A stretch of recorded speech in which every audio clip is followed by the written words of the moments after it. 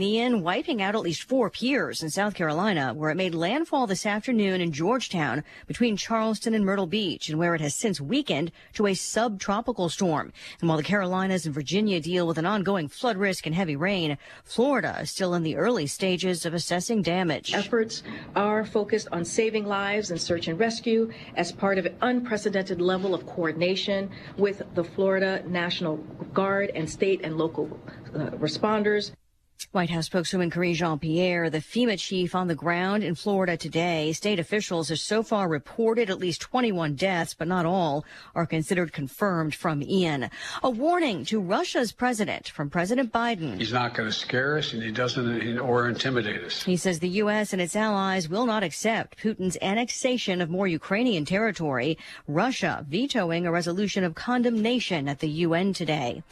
History made at the White House. Today, as President and First Lady, we're humbled to host the first high holidays reception ever in the White House. The president marking the Jewish New Year by condemning anti-Semitism and hate in general, and by acknowledging Jewish families impacted by Hurricane Ian. Rough end to a tough month on Wall Street. The Dow dropping 500 points, falling below 29K, capping the worst month since the pandemic lockdowns in March of 2020.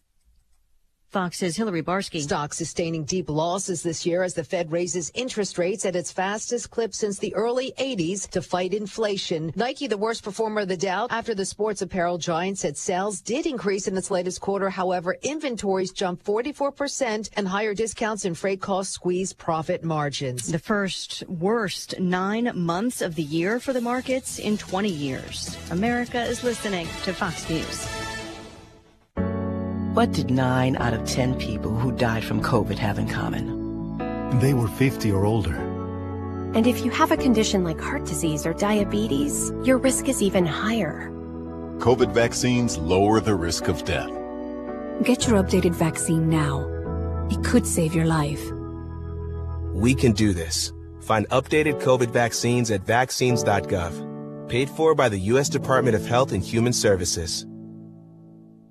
Do you find yourself stuck in a timeshare? Get the real facts about the timeshare industry and your options for cancellation. Chuck McDowell, founder of Wesley Financial Group, beat the largest timeshare company in federal court and has put together a free information guide that reveals the secrets the timeshare industry doesn't want you to know, including the 5 ways to get rid of your timeshare. Call now and get this timeshare cancellation guide absolutely free. Call 800-857-5656. That's 800-857-5656.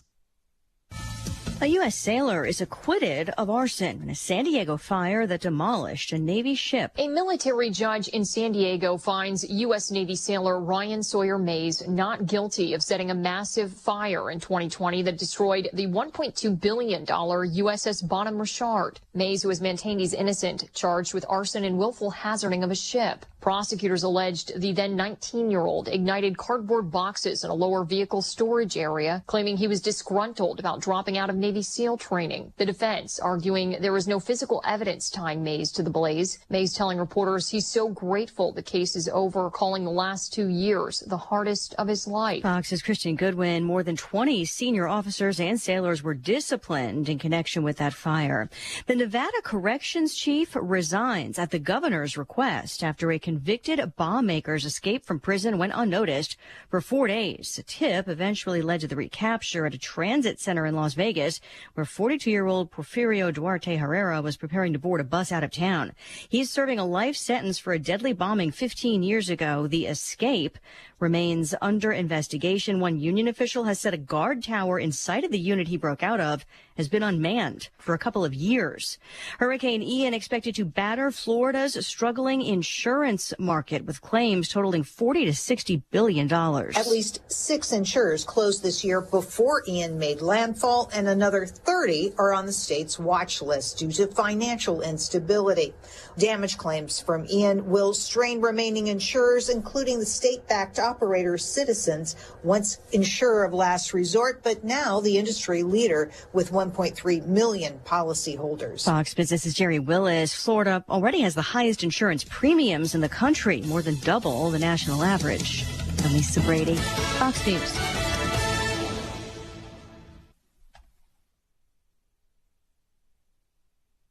Hello again, everyone. Let's check weather for Eastern Toronto, Champaign-Urbana, and vicinity. Of course, the headline weather story continues to be Ian making a slow emergence back out across the far southwestern Atlantic and off the Florida coastline, not far from Cocoa Beach and the Space Coast here during the course of the day. And then some additional, perhaps minor strengthening, just enough to get it maybe back into hurricane mode, Cat 1, before it takes a run back along the South Carolina-Georgia border there into the mid-Atlantic region. He goes, and excessive rains are forecast there through the early to middle parts of next week. Virtually no rain around here for the foreseeable future. Maybe a little frost scraping off the windshield in a couple of spots this morning. Mostly sunny. 67 this afternoon with a light northeast wind. Clear tonight, chilly down to around 39. Sunny for the day tomorrow. Highs close to 70. Not bad for the weekend. Fair amount of sunshine Saturday. A partly cloudy Sunday. High temperatures topping out into the lower 70s. We'll hover either side of the 70-degree mark with quiet, dry weather Monday through Friday of next week. For Steve VJ Broadcasting, I'm meteorologist Greg Solgay. Ignition sequence start. 5, 4, 3, 2, 1. Liftoff. Check. I literally just create madness. Well, they're up. I'm going to go off here. They don't have a great quarterback. I got to take a break. I'm getting in trouble. To win the Big Ten, you first got to win the West. Bad Bunny. Have you heard his name in a while? No. Has it bothered you? No. Defensively, they got to come in with some confidence. Is that even analytics? I'm in a parking garage, kind of lost. Terrence Shannon, Matthew Meyer, R.J. Melendez, Coleman Hawkins. These trophy presentations aren't over. I didn't come here to go 5-7. I'm so proud of Illinois football right now. I'm so tired of Joel Embiid. We're not taking Patrick Corbin. I want to bet the Bears. Oh. You are Reba McEntire's niece. Roshan Russell. Coach Bielema. You no longer salute to yourself. What? We got all kinds of things for you here. There's a lot of glass. Oh. Guys, we have breaking news. Uh-oh.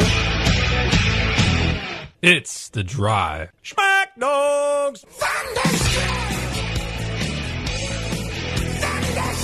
Yeah, now I'm on. Mm-hmm. There's a little button at the top. It's red. When it's red, that means you're on. There's a button at the bottom that says you're on if it's red, too. How about that? A lot of reds. It's called program. How are you, Pipes? Surviving, man. We started the week, The Drive with Tay Piper. It's a Friday. It's The Drive with Tim Brando and Kermit the Frog. Don't make me laugh, because that puts more pressure on my voice. People that called the agency today after 2, I was like, Hillard Agency, this is Lon. I'm not talking. Uh-huh. I'm like, say what you're going to say, because I'm not saying anything. All right, so it is The Drive with Tay and Piper, Lon Tay, Derek Piper. Kyle Tosk here as well, our fabulous intern, who, if I go to his video on YouTube, if I go to his camera, it is actually upside down. So a pretty cool image of Kyle. Yesterday, you got a close-up of him that his mom and dad would have loved the entire show. Today, it's him upside down. So now I got Piper way too close, and then myself way too close as well. So that is what you got on YouTube. Can I get the negative out of the way early? Because we got a cool show coming up if you and I can get through it. We're going to try. So last Sunday is when I started feeling achy. I just woke up achy. It's been like that all week. I keep shaking, trying to shake this thing. I hate talking about it because as I've bragged in my entire life, I've never sick. The last time I called the Carl Clinic and I'm like, can you tell me these medications? I said that the other day. It was 2015. That was the last time I was sick. So this entire week I've been sick and I cannot shake it, right? And now I have you sick. Mm-hmm. And today I started thinking to myself, Pipes, I literally have been sick all week, right? This has been the prettiest week in the state of Illinois that we've had all year with weather, right? It has been, yeah. It's beautiful My out. wife came home from work today and was like, man, it's such a beautiful day. Yeah. And you and I guess you got to tell me. I haven't been outside. Last night I was in bed at 7:30. I mean, I've got prescription medication. I'm doing Robitussin. I've got Halls. Be a perfect night to post-show, go sit somewhere, have a couple of beer. I'm just going to torture ourselves when we talk about this. We better not talk about that. I've got the humidifier running. I'm just like, I feel like I'm like in The Walking Dead, and I'm like locked away in some house hoping the walkers don't get to me. And all I know is that outside it's beautiful, and I cannot take advantage of it. So, and then here's the other negative. You ready? Do you ever have like dry skin on your lip, and you can kind of feel it like with your tongue? And so today I felt one, and so I decided with my teeth I'd take a little. Oh, no, don't and do I that. did it and ripped it, and now my lip is bleeding. I'm like, what in the hell, Lon? Does anybody have, like, a case of beer they can bring by the radio station? I'm ready to just hammer it down. Just set it on the doorstep. We don't need any exchange. We'll be good. Actually, taken care of. We need Red Bull. Or, no. We need Fireball. Somebody needs to bring us Fireball. And then I think that's against FCC rules, so we won't be able to do it. But, man, it's a good thought. Okay, we do have a cool show today. So at 4:30, Joey Wagner, your guy from Illini Inquirer, is going to join us. Joey, he's up in Madison right now. He is in Madison. Yeah. Sweet. So Jeremy's always busy. We try to bug him when we can. Joey and you are always busy as well, and that's what we're going to get to here in a second with you. We got to talk Piper and some Illinois basketball. But Joey Wagner's, I'm sucking on a halls here as we try to do this.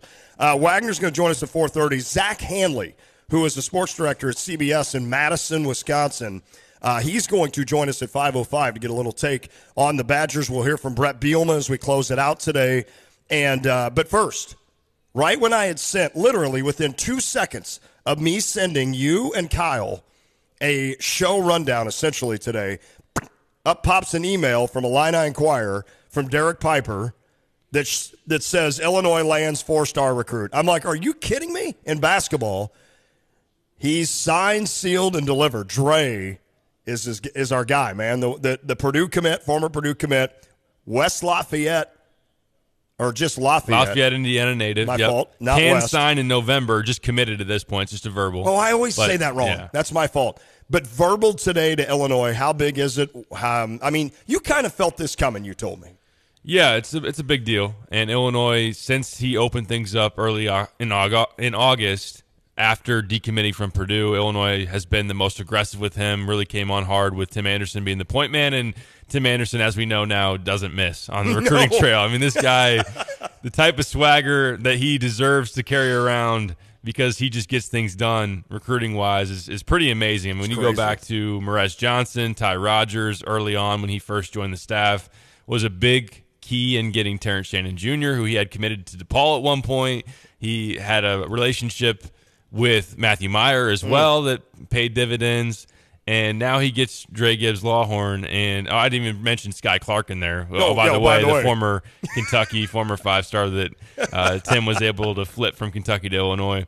And now you get Dre Gibbs-Lawhorn, who's a really talented guard, plays at Mount Verde, and for him not to extend this thing out, and I think that Dre wanted to be patient because he didn't want to make a knee-jerk reaction after being committed to Purdue, open things up. He didn't want to take the first visit and be like, all right, now I'm going to go somewhere else.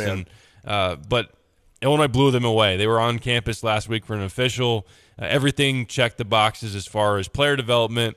You also look at the opportunity to come in and contribute in a backcourt that plays multiple ball handlers, that plays a fast tempo, that has a chance to mix in with some other young guards like Sky Clark, like Jaden Epps, Sincere Harris. And they just blew him away in the relationship with Tim. Tim worked hard, did a really good job. Brad Underwood got very involved as well, and he decided to jump on board. And I think now you just set this standard, and we continue to go back to this with each and every recruit. The standard of, it would have been a big deal for John Gross in his time here to land a top 100 guy. Oh my gosh, Jalen Coleman lands a top 100 guy. Oh my gosh, Trent Frazier, a top 100 guy. That's now the expectation with Brad Underwood, and that's kind of getting into the realm of what Illinois was doing. Bill Self, early 2000s, what Tom Izzo's done for a long time at Michigan State. Thad Matta did that at Ohio State. It's just setting the bar so high for what the talent on your roster is going to be, and it's an impressive job by the staff that they continue to get done. And Dre's a really talented player who is coming off an injury. He's been rehabbing, and he's been cleared for about a year now off a broken ankle and a foot, and had some really good moments in the AU circuit, some up and down during the summer, but the talent's definitely there, and I think that as he continues to go through his senior year and get into a groove, you're going to see what kind of player he is, one of the better guards in this class. I know I've asked you about this, about pinpointing exactly how he plays, but there's two things you brought up. Tom Izzo, just so I can remember this, Tom Izzo in 81 in the country. So he's ranked like 81st, right? The top 100. And you had mentioned how, it used to be like, ooh, we got a top 100 guy. It was almost funny today. Pipes, I'm reading your article on IlliniInquirer.com, ding, and I see 81, and I'm like, like, is that good? I'm kidding. Right. No, I'm totally kidding. But that's kind of how the expectations are now. Yeah, no, that's where it's gotten to. And I will say he was ranked in the top 50 before a drop after this summer. And I think a decent amount of it had to do with the fact is it's still a guy that's getting back into a groove after a major injury that caused him to sit out at least a year. Sure. And you go back to the UIBL session in Indianapolis this spring, and he was the MVP of the entire event. I mean, you're talking about some of the best players in the country, averaged 21 a game, shot 37% from three. And then you go to the summer, and he was a little bit more up and down. His jump shot wasn't as consistent, had some turnover issues. But, I mean, he's still a really talented piece. And he, when he's healthy, is a bona fide top 50 caliber of guard. He will probably, if he's healthy for Mount Verde this season, climb back up in the rankings. I think you'll be very satisfied, regardless of what the ranking is. I know that the staff, and that's another thing, the staff has earned, and I think all Illini fans are on board with this. If they say we're going on this guy, their evaluations have been pretty good. They're in, and I think that this is another one where they like, all right, we need another ball handler. We need a guy that can fit into that mix of, and when Sky Clark, assuming he's going to be back next year, when he's off the court, we need someone that can play point. We need someone that can play alongside him as well in a fast up-tempo system. And the good thing about Dre is he can shoot the three as a spot-up guy when he's not on the ball, or when he's on the ball he can create. And he's a pure bucket getter, a guy who can score from all three levels, and just a very talented dude. Illinois is not, it's not even close now. Illinois is the hunter in basketball recruiting. We're not the hunted. Yeah. And you look at Amani. Where'd that come from? Amani Hansberry, a guy that Penn State felt good about, right? And I think Penn State did their part, right? I mean, they got that program kind of rolling in the right direction. They jumped in early. They did everything Illinois has done in the past when a powerhouse would come along and steal them. So I almost felt bad a little bit for Penn State, right? But I got over it. Now all of a sudden you've got a guy like Dre. Of course Purdue had him, and Matt Painter, I believe, if I'm reading this right or read this correctly, basically said, okay, if you're going to go look at other schools, then I think Matt Painter needs to calm down on his. You know what I'm saying? Like, first of all, Matt Painter's like my hero. Like, he does everything I would do as a coach, or I would want to do as a coach. Right. Like, where I'd be like, what are you going to do? Well, I'm going to go check out some other school. Well, then, no. Then you're done. Yep. Get out of here. Yep. I mean, that's what you want to do, right?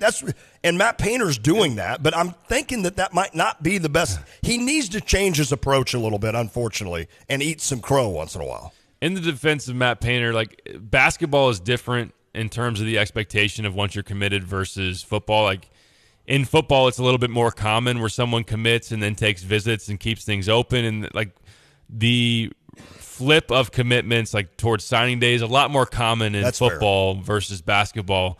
So I understand why that would happen. There's a lot more to it in terms of what led to the breakup between Illinois, or between Dre and Purdue. And there's a lot that's been said about that. I think we've talked about it. NIL is a major player there. I mean, when you're a high-caliber prospect like Dre is, and you look around at what players are making, and that's part of the equation now. As much as some people still don't want to hear it, like, that's just the reality of being a top-notch college basketball player is, it's about the opportunity for development. It's about winning. It's about also being able to maximize your value in college, and Illinois is doing a really good job at it, and Purdue has been lacking. There's been there's been some instances of that, and I'm not saying it's the only thing, it's the only factor there, but I know that was something that they were looking for, and Illinois, in their evaluation of what they were looking for, checked that box and many others. Where is Illinois at now with recruiting in terms of, okay, Duke is one of those teams,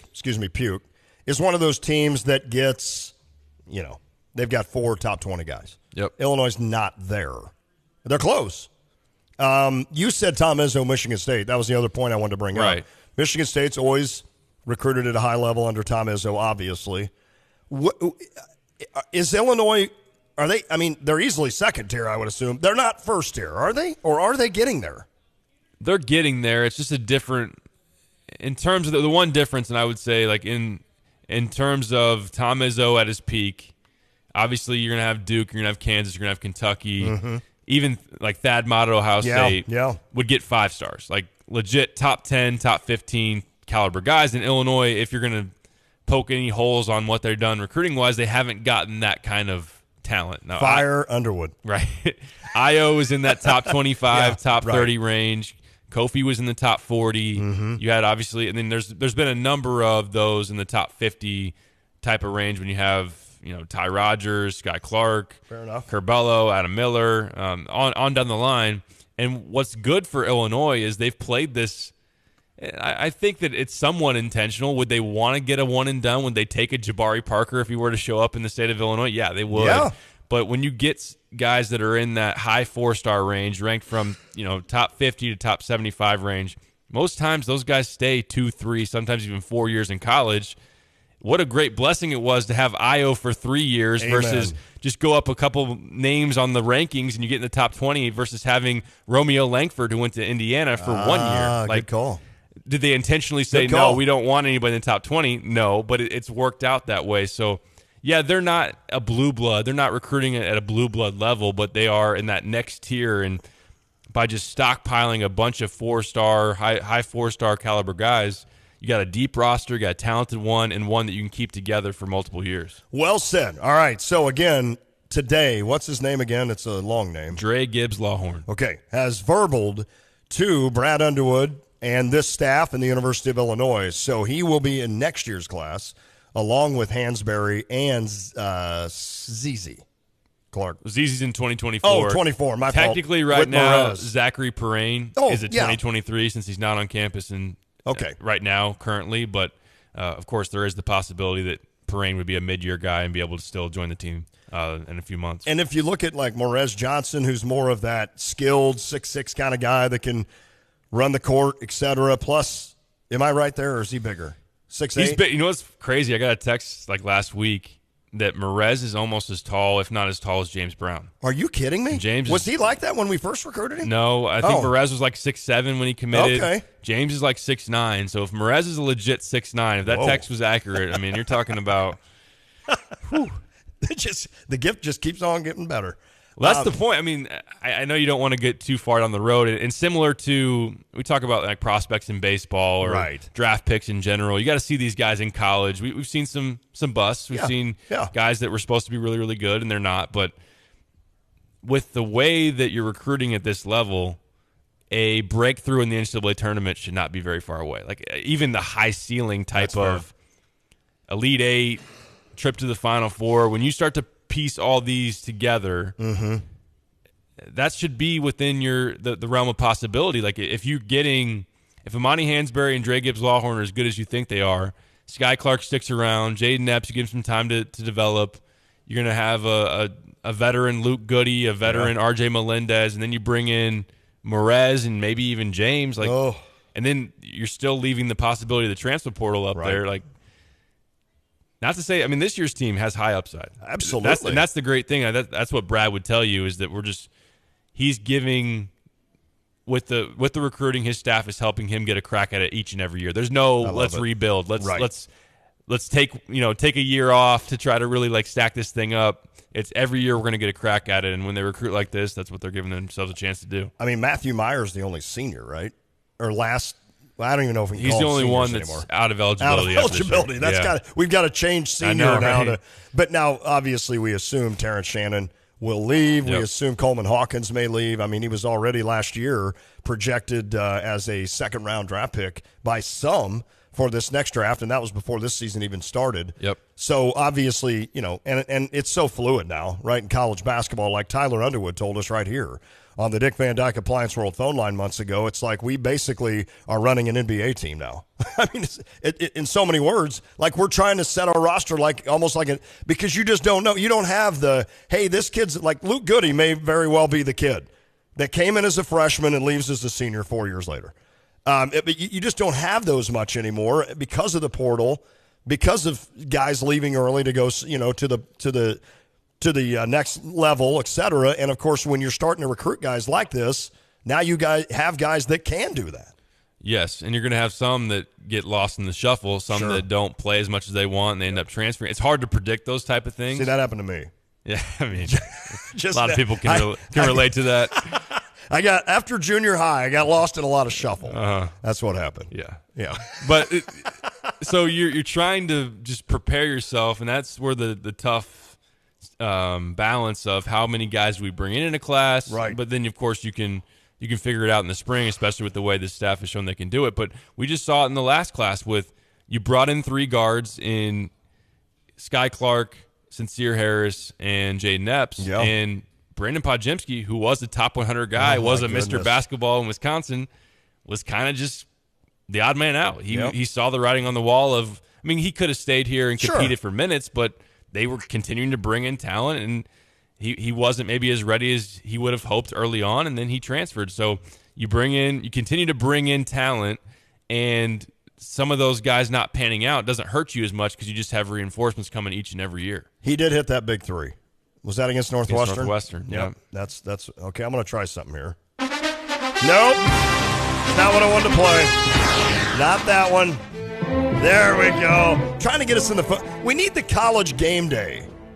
You know what I'm saying? We do. Yep. Because, like, if I'm sitting here and I hit this, oh, you know it's time, right? Not only for a timeout by CBS to get to another car commercial, but I'm talking NCAA basketball. We don't really have that for football, so we're going to join. Joey Wagner's going to join us here in a second. So I'd be remiss here in this first segment if I didn't mention tomorrow. Jay Lehman is so mad at us right now. He's going to be so mad Monday. He's going to come in, and he's going to be like, we got one of the biggest game. I'm trying to be Jay Lehman while I've got a cold. The biggest game of the year, and you guys are talking about some kid that signed on the basketball or that verbaled on the basketball team. You're right, Jay. Illinois, Wisconsin. We're going to give our predictions at the end of the show. How excited are you, right? I know we're both sick, and it really honestly sucks because you don't get excited about anything. You're just like trying to make the next hour. But well, you know what I need in my life is a day full of football so I can just chill on the couch. Yes. Rehab. Amen. And watch a bunch of football, and that being starting at 11 a.m. Amen. in Madison. I'm really excited. I am too. It's a huge game. I still have a little bit of hesitation in fully believing that Illinois is going to pull it off. I'm not sitting here and saying, look, and some fans at this point, it's this late in the week, you're trying to convince yourself that it's going to happen, or you fully believe it. I'm not going to say they're going to win, and I know you phrased it this way earlier in the week. You're not going to say they're going to win, but they definitely can win. Yes.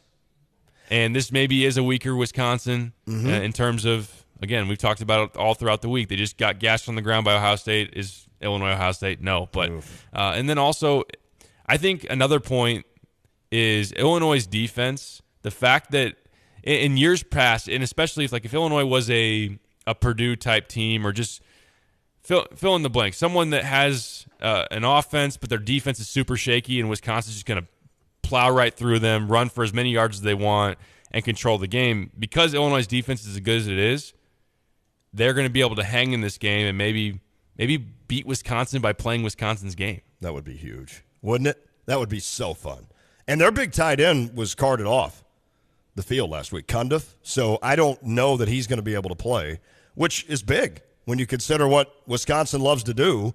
I'm sure they've got 2 other guys that they've cloned that are just like him, but, that is big with that. So it is time to talk some Illinois and Wisconsin. We did get on the U of I Atlantic Lake text line from a 217. You guys need a segment sponsored by NyQuil or Tylenol cold and flu. Yep. Get better, fellas. Thank you. Appreciate it. We are pushing through. Brian asked real quick, Pipes, can players transfer mid-season? Yes. That's why sometimes. Dane Danger. Oh, that's good call. I was going to say that's why sometimes, and I think we have one. We have. I'm Peter Brady. Doesn't Illinois have a scholarship just in case something like that would come up again? They have intentionally left a scholarship spot open, and Brad wants to be active in the mid-year transfer. When it's time to change. Oh, baby. It's going to be 5:05 and Kyle's doing the show, and we're just on the couch. Drinking. Yeah. That fireball. NyQuil. That somebody's. And fireball. And fireball. I bet that is a dangerous combination. Yeah. But you'd probably fall asleep and sleep soundly. All right, 359-2255. That's how they weighed in on the U of I Illini Lake text line. Coming up in the next hour, we've got Joey Wagner joining us, Illini Inquirer, on the Dick Van Dyke Appliance World phone line. And then Zach Hanley. He is sports director at CBS in Madison, Wisconsin. He is going to join us at 5:05 to visit about those Badgers. He'll join us on the Dick Van Dyke Appliance World phone line as well. You can find us on Twitter at The Drive 93.5. I'm at Lante, ESPN-CU. I'm at D Piper 247. Our podcasts are on all platforms: iTunes, Apple Podcasts, and Spotify. You can also go to tanepiper.podbean.com. Stream us live at stevej.com, stevejay.com. You can watch us live, and I say us, you mean Lante's face, on YouTube, Facebook, Twitch. It is really close. Like Stevie Twitter. has got this camera like as close as possible, and yours, Pipes, is closer.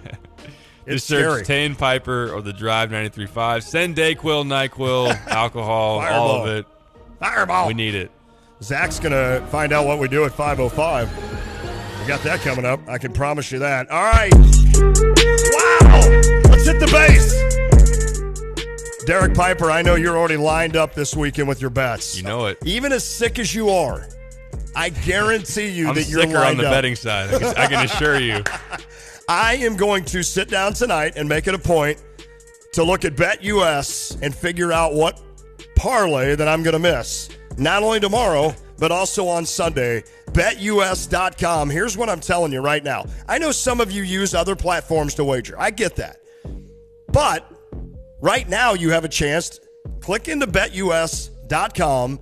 Do everything you did on these other platforms and use promo code 935, and they're going to give you a sign-up bonus up to 125%. They're literally giving you free money to bet. Why wouldn't you do that? There's not a law you have to stay on one platform. BetUS has been around since 94. These guys knew what betting was before all these others did. I'll put it that way. So they know what they're doing. BetUS.com. You can call them 800-79-BET-US. Or just go to BetUS.com. But again, make sure you use promo code 935. Get the free money, win some money. What better time, too? You got baseball playoffs coming up, NFL, college football. I mean, there's just so much to bet on. And you don't have to lose with the British Open. Or the Open. Sorry, Britain. BetUS, baby. BetUS.com. Back with Joey Wagner. It's The Drive. Let's hear some bass.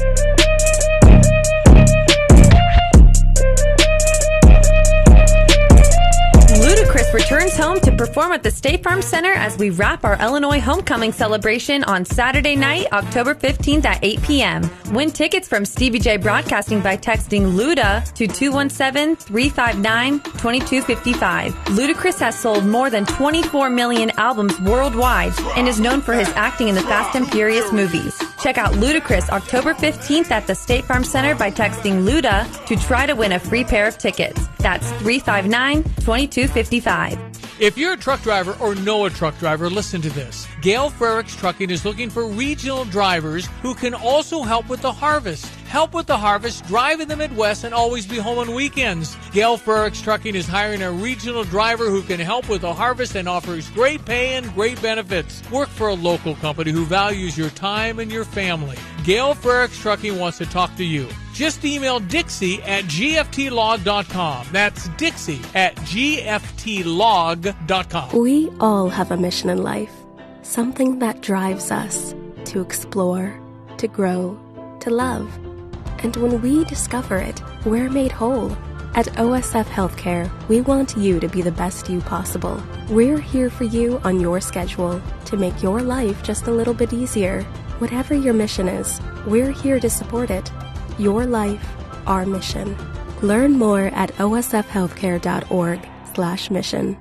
Congratulations to Sarah Champagne. Sarah Honda has won the President's Award. This is an award recognizing the best Honda dealerships in America. Sarah Honda has achieved excellence in sales, service, and customer satisfaction. When you go into Sarah Champagne, you'll see what winning the Honda President's Award means with their outstanding focus on you. Visit Sarah Champagne and experience excellence with not only Honda, but GMC, Buick, BMW, and Subaru. Sarah Champagne, off Neal at Burwash in Savoy. There's a fly ball down the left field line. This has a chance. It's curving, gone! Home run, Nolan Arenado.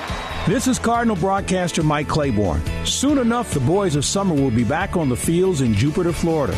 Spring Training 2023. It'll be another season of home runs, the hits, and the unforgettable moments. And we'll be with you from start to finish, first pitch to the final out. right here on the Cardinals Radio Network.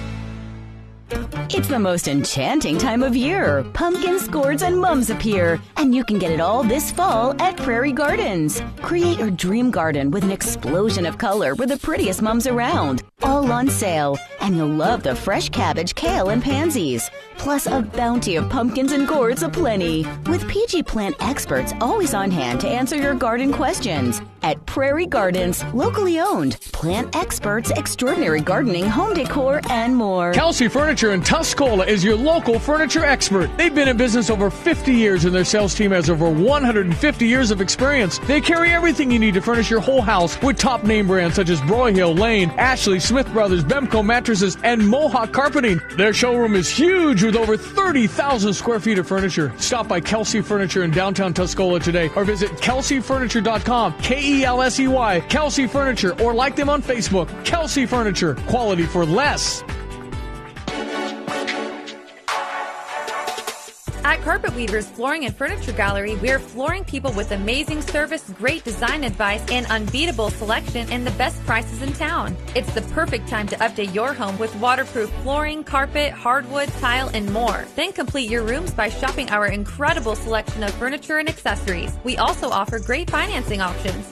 Carpet Weavers Flooring and Furniture Gallery. We're flooring people.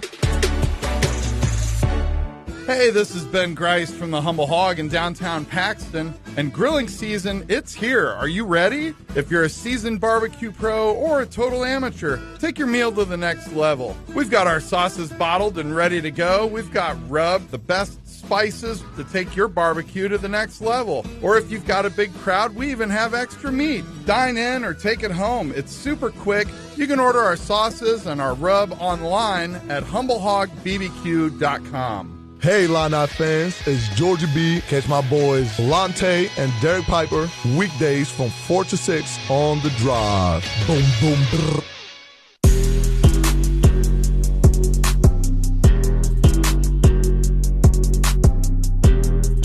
Derek Piper. What's up? I know you know all about this store, Game Day Spirit, GameDaySpirit.com. They need a Tay and Piper shirt. Probably, get it done. Probably would not fly off the racks, as they like to say. But it would be cool to be affiliated with Game Day Spirit. They've done it before, right? They've done some things for us before. So GameDaySpirit.com, that's where you go to shop online. I bet they have Illinois shoes. I wonder if they do. I bet they do. They've got everything. The other day I was looking, like, one of my friends has a daughter. She's young. And they have, like, pom-pom stuff that he bought for her and everything, and a little cheerleader outfit. So cool. That's awesome. Like, they literally have everything at Game Day Spirit. 2 locations, Neal and, of course, Green Street. It's GameDaySpirit.com. That's where you go for your Illini gear. I just thought of it. It's a mesh hat. Mesh hat, not fishnet. Not a fishnet hat. Kyle has a mesh hat, and it looks great. It's white mesh and then blue on the front. Got it from Game Day. You should definitely go get yourself one. It is a cool-looking hat, Kyle. Do you get people that say, I like that hat? I do, yeah, especially here on campus. I bet. I was imagining yesterday, though, when we were trying to describe it, what the listeners were probably picturing. You with the hook in the bill, of course, like the country boys do, and a fishnet around it. Yeah, mesh. Good call, Pipes. Thank you. I like it. You should have had, like, K Tosk or something in the back. Tosky. I'll work on that. What is your nickname? Do you have a nickname? My dad calls me K-Cat. K-Cat. Yeah. Okay. K-Cat. Well, put K-Cat on the Don't call back. me that, though. That's reserved for him. Don't call me that. That's reserved for him. I'll leave that to your dad. Let's do that. Well, I just called Joey Wagner Wags because I've got like 2 other buddies that are last name Wagner, and that's what we call them. So Joey Wagner's now in the Wags Club. What's up, buddy? What's up, guys? I would buy one of your shirts if you can get this going. Oh, I appreciate that. Heck yeah. We'll talk to McLean Stahl. Why don't we get need Lante's face on the front, Derek Piper's face on the back. No names, just faces. Can you imagine somebody walking around with that and then taking a picture and like 20 years later going, Dad, what were you doing here? I don't know. I was doing some stupid stunt with for a couple guys I knew. That would look bad. Joey Wagner, I saw your predictions on IlliniInquirer.com. We're going to give ours later. You, like me, think that this is going to be a competitive game in Madison, Wisconsin. There have been plenty of times where I've hoped for that and it didn't come to fruition. Why would it tomorrow? Wisconsin's vulnerable. I mean, and we say that about Wisconsin, right? Like, vulnerable Wisconsin is different than vulnerable, I don't know, Purdue. This is the first time that I can remember recently, Lon. Maybe you have a better grip on it, but right. that this is a real chance they can win this game. Now, I don't think they're going to. Right. But this is always got some momentum. I think that defense has really got some fire, some swagger to it. I think that if they can go in there and slow Braylon Allen and make Graham Mertz throw. Yes. Well, I think you could have something. It reminds me a lot of the Minnesota game last year. Obviously, Wisconsin's got a more talented back. But there's a lot of Sidney Brown potential to mess with Graham Mertz and get him to try to make some throws in tight windows. I just don't know, will the offense have enough? And then more importantly, guys, can they slow down Braylon Allen in this Wisconsin run game? Joey, with Tommy DeVito coming off his best performance, albeit against the FCF school, and in last week's performance against Chattanooga, throwing for over 300 yards, having two receivers go over 100. Not that Illinois is going to come and just run and gun this thing and try to spread out Wisconsin, but how big do you think it is that he's going to come in with some confidence and ability to throw when maybe the Wisconsin defense is going to try to stack the box and try to slow down Chase? I thought that was the single most important thing that could have happened for Illinois last week, outside of just getting out of there healthy, which they did, was get a little confidence going in that passing game, go up and put up some numbers. I mean, they weren't, it wasn't like a 500-yard game or whatever, but talking Illinois passing attack here, guys. 300 yards, that's what you wanted to see, to get a little bit of that, find another guy not named Isaiah Williams in the passing game. They did that with Pat Bryant. Now you want to carry that. I thought that was the most important thing. You knew they could run. You knew their defense was good. You knew that wasn't going to be really probably challenged that much, I guess is the best way to put it, by an FCS team. But can you start to pop your shoulders out about your ability to throw the ball around? I think there's a lot to prove, but I think carrying that game into the next, like the timing is important there. Joey, how do you balance an Illinois defense that's only given up 8 points a game, hasn't given up a touchdown in a while, versus they haven't really been challenged by a really good rushing attack to this point? We know what Wisconsin did to them last year, got nearly 400 yards on the ground. Where are you kind of finding yourself in terms of your expectation of how Illinois will hold up against Wisconsin's rushing attack? Yeah, that's the thing. It's kind of like same feelings you had going into week 0. Like, I don't really know. They haven't played, at week 0, they obviously haven't played anyone at all. And now you're like, well, they haven't really played a team like this, so it's hard to get too far down and say, well, this is what they've done. And the defense has been good, and I think it's going to hold up to a large degree. But you also have to understand, like, Wisconsin's going to run the ball. They're going to move the ball. They're probably going to make a couple big throws. Like, that's all going to happen, but can you avoid I think it was 300-yard performance a year ago by their rushing? Like, if you can get out of that, then that's good. Now, obviously, you're probably going to need to get it much lower than that total, but I think you've got to expect that they're going to give up some yards, and they're probably going to give up some points. The touchdown thing's fun, but that's probably going to go away. Like, how much can you contain it, and then how much can you make Graham Mertz throw?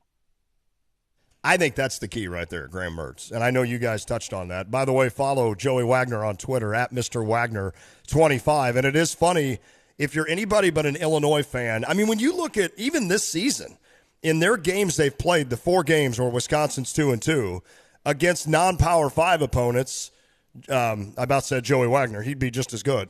Graham Mertz is throwing he's like 89% or something completion rate, which is big on Pipes' look at what he loves. But then against the 2 power conference teams that they both lost to, Ohio State and Washington State, it's down around 55%. And, of course, if you're an Illinois fan, you still have that thought in your mind from a couple of years ago when he went 20 of 21.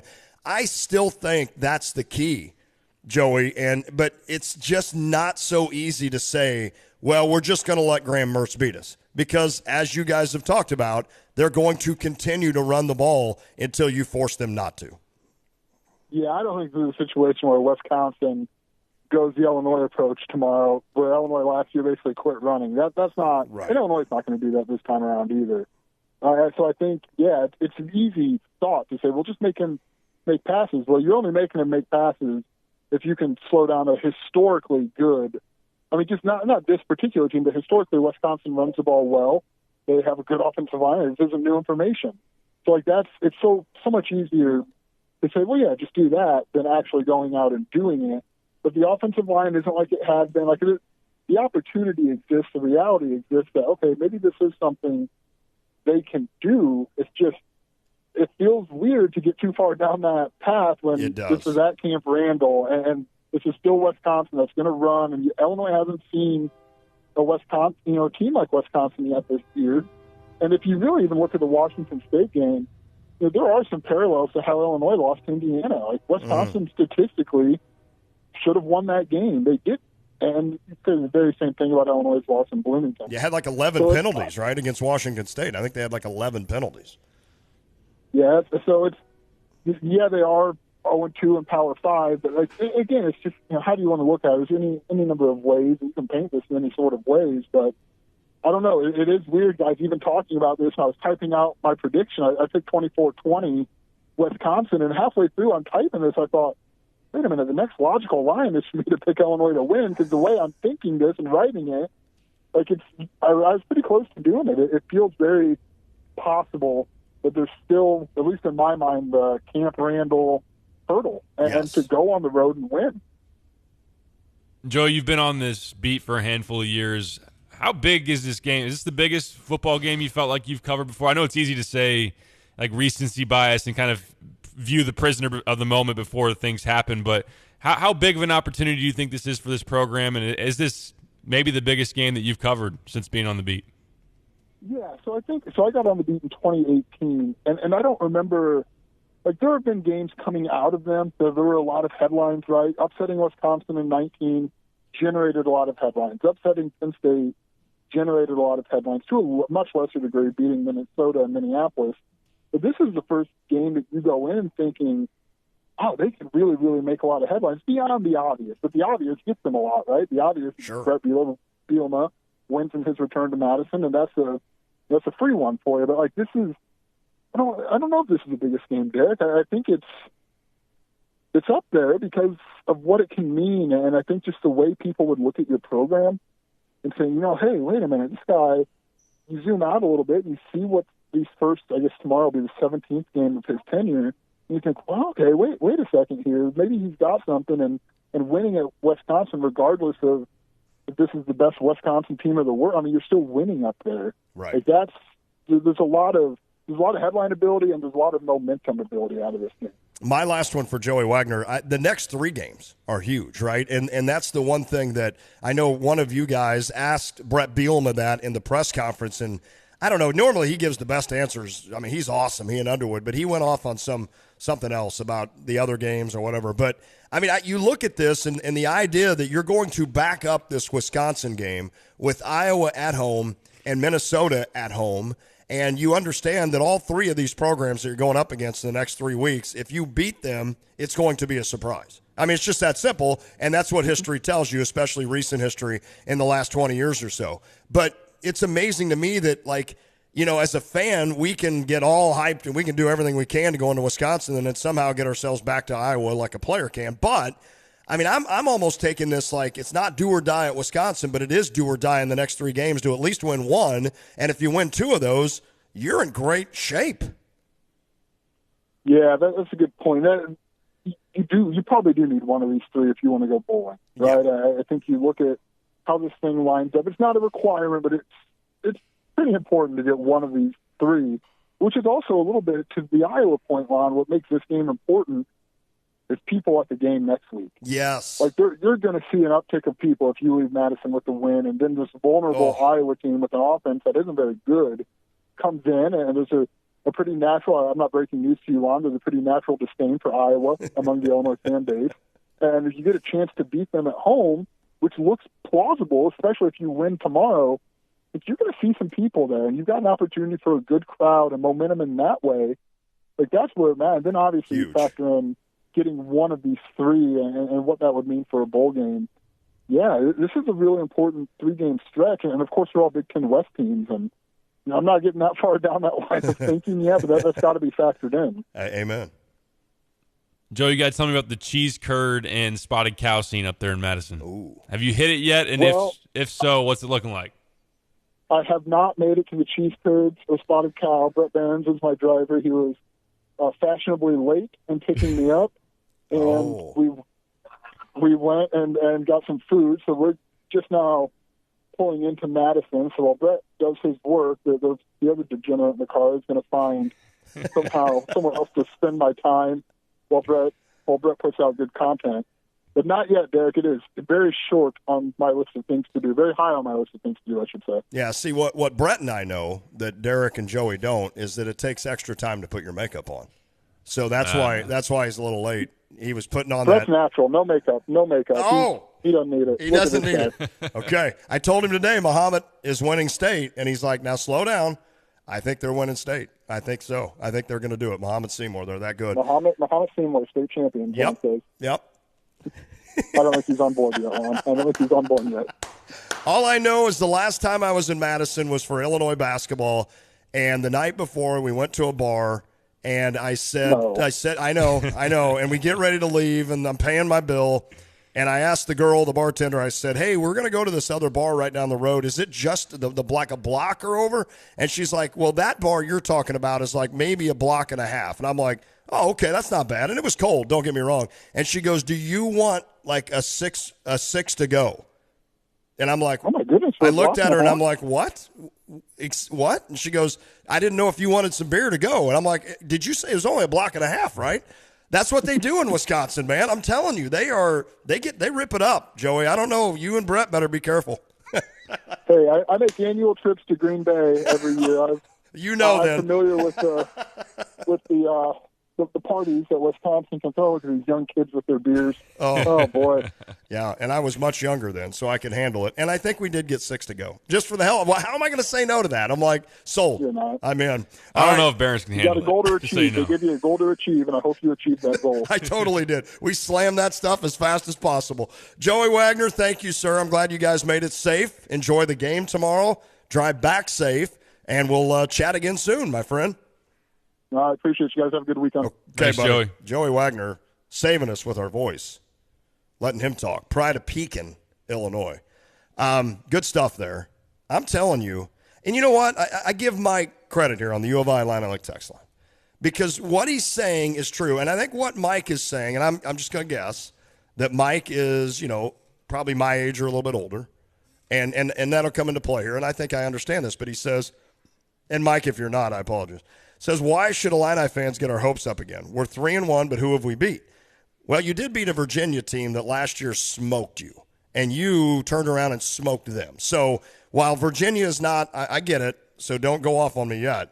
While Virginia is not Clemson, they're certainly a team that handled you last year.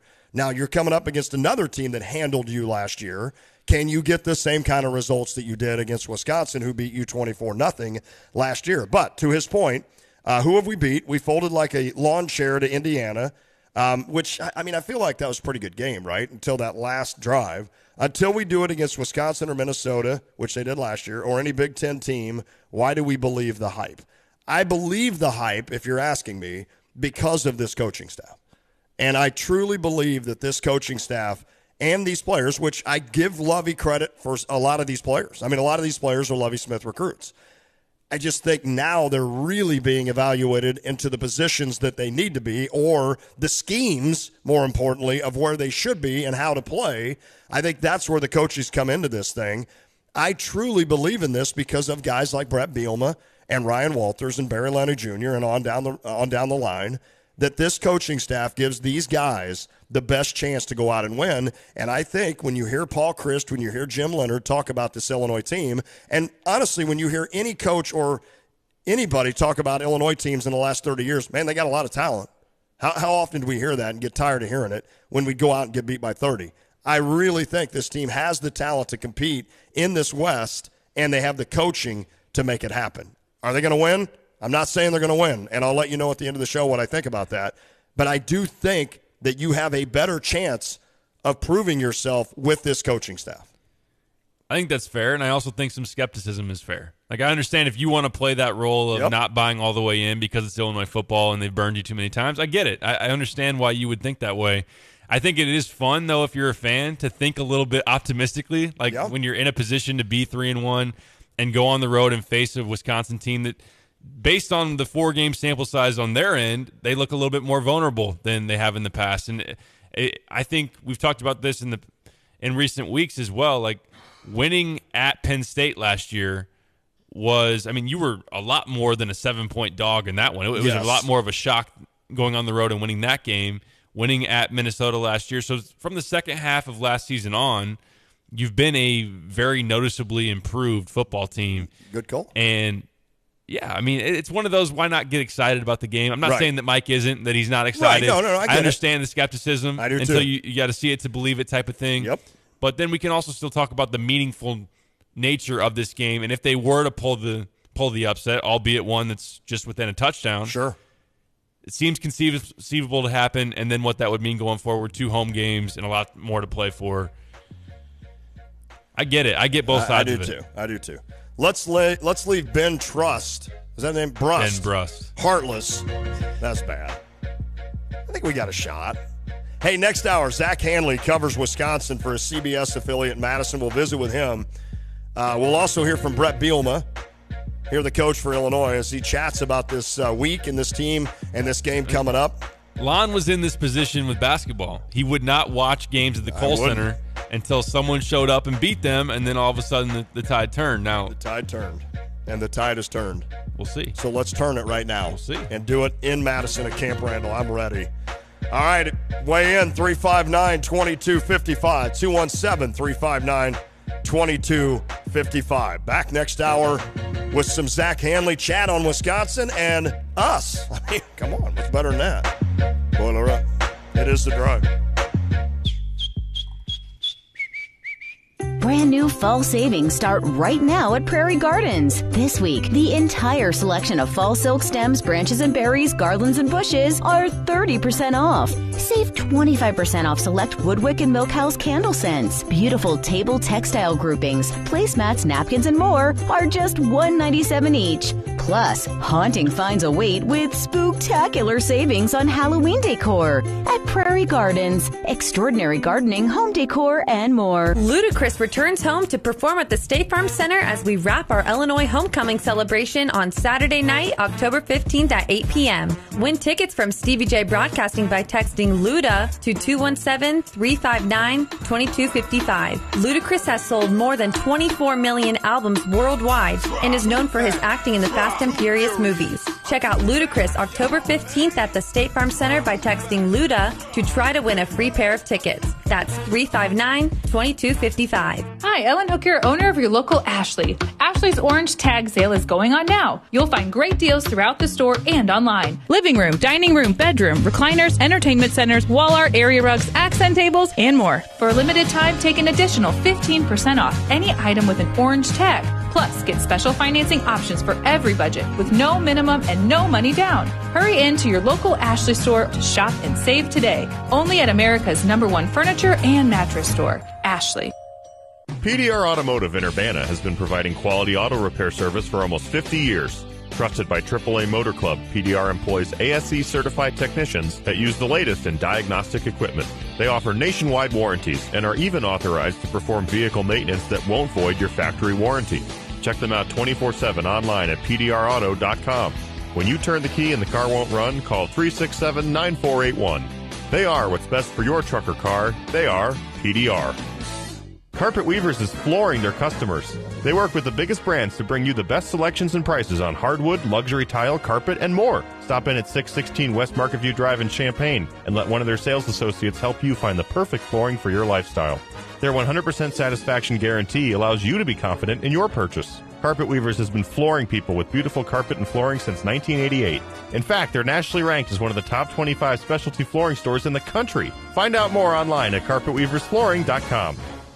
At Jets, we don't just do it right, we do it better. Better like dough and sauce made fresh daily, hand-cut vegetables, and all-natural premium mozzarella cheese. It makes us better, like our Jets Detroit-style pizza made from scratch with hand-pressed dough baked to the thickest, crispiest crunch. Celebrate their 44th anniversary with the best of Jets, a large Detroit-style pizza baked with Mama Jet's pizza sauce. With premium mozzarella and your choice of one topping for just $14.99. Online code LJETS. Jets. Better because it has to be. Hi, this is Gina from ABC Heating and Air Conditioning.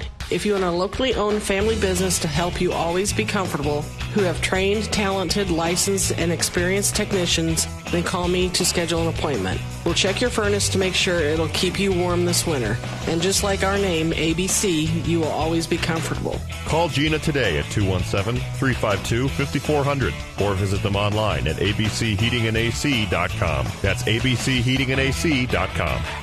You're listening to WSJK ESPN 93.5 Tuscola, Champaign-Urbana, your home for the St. Louis Cardinals. Similar to this one, some of these low-lying streets, they are flooded today. This is the type of flooding we've seen all across the peninsula here, down close to the harbor here. Fox's Molly Line in Charleston. Ian came ashore Wednesday in Florida as a Category 4 hurricane. Governor Ron DeSantis says crews are out attempting to restore power. I would say that the biggest challenge with power restoration is going to be in those areas that bore the brunt of the Category 4 plus, almost Category 5 impact, where it may have uprooted some of the existing infrastructure. More than 2 million people across the state lost power at the height of the storm, mainly in Lee and Collier counties. 21 people in Lee County have died, though 5 of those were found to not be storm-related. President Biden has approved disaster assistance for a total of 13 counties in Florida. Also today, the president condemned Russian President Vladimir Putin for seizing Ukrainian territory. The United States will not be intimidated, President Biden says, by Putin's reckless words and threats. Well, the United States is never going to recognize this. And quite frankly, the world's not going to recognize it either. The president rejects new annexation claims by Russia of 4 Ukrainian regions following what the administration calls sham referenda votes. Fox's Jared Halpern at the White House. Wall Street stocks end the month down more than 9%, the worst month since March of 2020. The Dow lost 500, the Nasdaq off 161. America is listening to Fox News.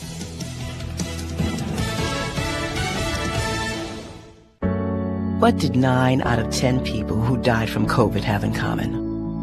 They were 50 or older. And if you have a condition like heart disease or diabetes, your risk is even higher. COVID vaccines lower the risk of death. Get your updated vaccine now. It could save your life. We can do this. Find updated COVID vaccines at vaccines.gov. Paid for by the U.S. Department of Health and Human Services. Do you find yourself stuck in a timeshare? Get the real facts about the timeshare industry and your options for cancellation. Chuck McDowell, founder of Wesley Financial Group, beat the largest timeshare company in federal court and has put together a free information guide that reveals the secrets the timeshare industry doesn't want you to know, including the 5 ways to get rid of your timeshare. Call now and get this timeshare cancellation guide absolutely free. Call 800-857-5656. That's 800-857-5656. A U.S. sailor acquitted of arson in a San Diego fire that destroyed a Navy ship. A military judge in San Diego finds U.S. Navy sailor Ryan Sawyer Mays not guilty of setting a massive fire in 2020 that destroyed the $1.2 billion USS Bonhomme Richard. Mays, who has maintained he's innocent, charged with arson and willful hazarding of a ship. Prosecutors alleged the then 19-year-old ignited cardboard boxes in a lower vehicle storage area, claiming he was disgruntled about dropping out of Navy SEAL training. The defense arguing there was no physical evidence tying Mays to the blaze. Mays telling reporters he's so grateful the case is over, calling the last 2 years the hardest of his life. More than 20 senior officers and sailors were disciplined in connection with the fire. Kristen Goodwin, Fox News. The head of Nevada's Department of Corrections has resigned at the request of Governor Steve Sisolak in the wake of an escape by a convicted bomb maker that went unnoticed for 4 days. Porfirio Duarte Herrera escaped from a prison outside Las Vegas September 23rd before a tip led to his capture. Baby formula imported from other countries may be allowed to stay on the market long term. Import regulations were eased in May, and tons of baby formula was flown in because of a shortage of domestic supply. The market's dominated by a few companies. Now the Food and Drug Administration plans to allow those foreign baby formula makers to keep selling here with a 3-year deadline to prove their products meet our federal nutrition, labeling, and manufacturing standards. The new rule allowing imports expires in January, after which companies can ask to stay on the market longer. Chris Foster, Fox News. Fans will have a chance to say goodbye to Naomi Judd in a final tour featuring her daughter Winona and other musical stars. The 11-city tour starts tonight in Michigan. It had been announced earlier this year. Naomi Judd committed suicide on April 30th, the day before their induction into the Country Music Hall of Fame. I'm Lisa Lacera. This is Fox News. Hello again, everyone. Let's check weather for eastern Illinois, Champaign-Urbana, and vicinity. And boy, havoc was felt and continues to be that way across the Sunshine State and the lack thereof, coming off the impact of Ian, making a shoreline run yesterday at this time and during the course of the day as a strong Cat 4, almost 5, now downgraded to a tropical storm, but perhaps some additional strengthening as it emerges back across for a while the southwestern Atlantic before turning into the Georgia and or South Carolina coast, and from there northward he goes with big rains for the mid-Atlantic region. Be a long while for cleanup down there across especially central Florida and that I-4 corridor. Nothing going on around here. A little patchy frost scraping off the windshield in a couple of spots, otherwise mostly sunny. 67 today, 39 tonight. Gorgeous weather ahead for Friday. The weekend highs near 70 tomorrow. Lower 70s for the upcoming weekend. Will freshen up the northeast wind, by the way, and dry weather much of next week with highs either side of 70. For Stevie J Broadcasting, I'm meteorologist Greg Solier. For Martinez, getting swallowed up. He loses the football. Scoop and sprint. There goes Kelvin Hart. Touchdown, Illinois. There's Chase Brown in the flat. Cuts it back. Chase Brown up the sideline. Brought down inside the 15. Isaiah Williams, the man in motion. Give it to Josh McCray. And McCray slips a tackle inside the 20. Stiff arm inside the 10. Touchdown, Illinois. First look at the barge formation. Got linemen everywhere. Isaiah Williams to the edge with a cut and the touchdown. Ryman, the tight end. Lead blocker for Brown, who steps on it. Brown! Touchdown! Reynolds picked off. No! Yes, it was Keith Randolph Jr. who held on. Rolls out into the end zone. It is caught. Casey Washington's got it. Illinois pulled off the upset. For the Fighting Illini, and they are going to get the Land of Lincoln trophy. They are taking Abe Lincoln's hat, keeping it here in Champaign. Brett Bielema snaps the 6-game losing streak to Northwestern. The idea of year two, knowing our roster a little bit better. We don't talk about being physical. That's what we do. Couldn't be more excited for 2022. ILL.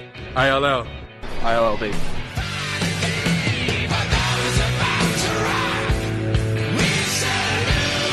Oh, this will get you over a cold.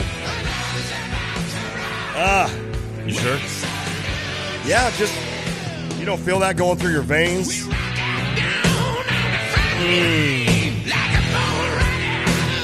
You need to just go into your car tonight and just fire up heavy, just hair 80s. Skid Row, Scorpions. What did Kevin Wheeler from KMOX tell us to listen to? Oh, man. I can't remember. Pussycats, right? That's what it was. Just let's go. All right, it is The Drive. Good evening. The Drive with Tay and Piper, ESPN Radio, 93.5. Our intern Kyle is here. There is no way he's going to be on the air this day. So, Kyle, I apologize. We are welcoming in right now Zach Hanley, Sports Director, Channel 3, Madison. What's up, Zach? Hey, guys. Can we get some back in blast? Oh. If I could get that queued up that quick, I would definitely do it. In a heartbeat, man. In a heartbeat. Now, Zach, you have to take part in something. Are you from Wisconsin?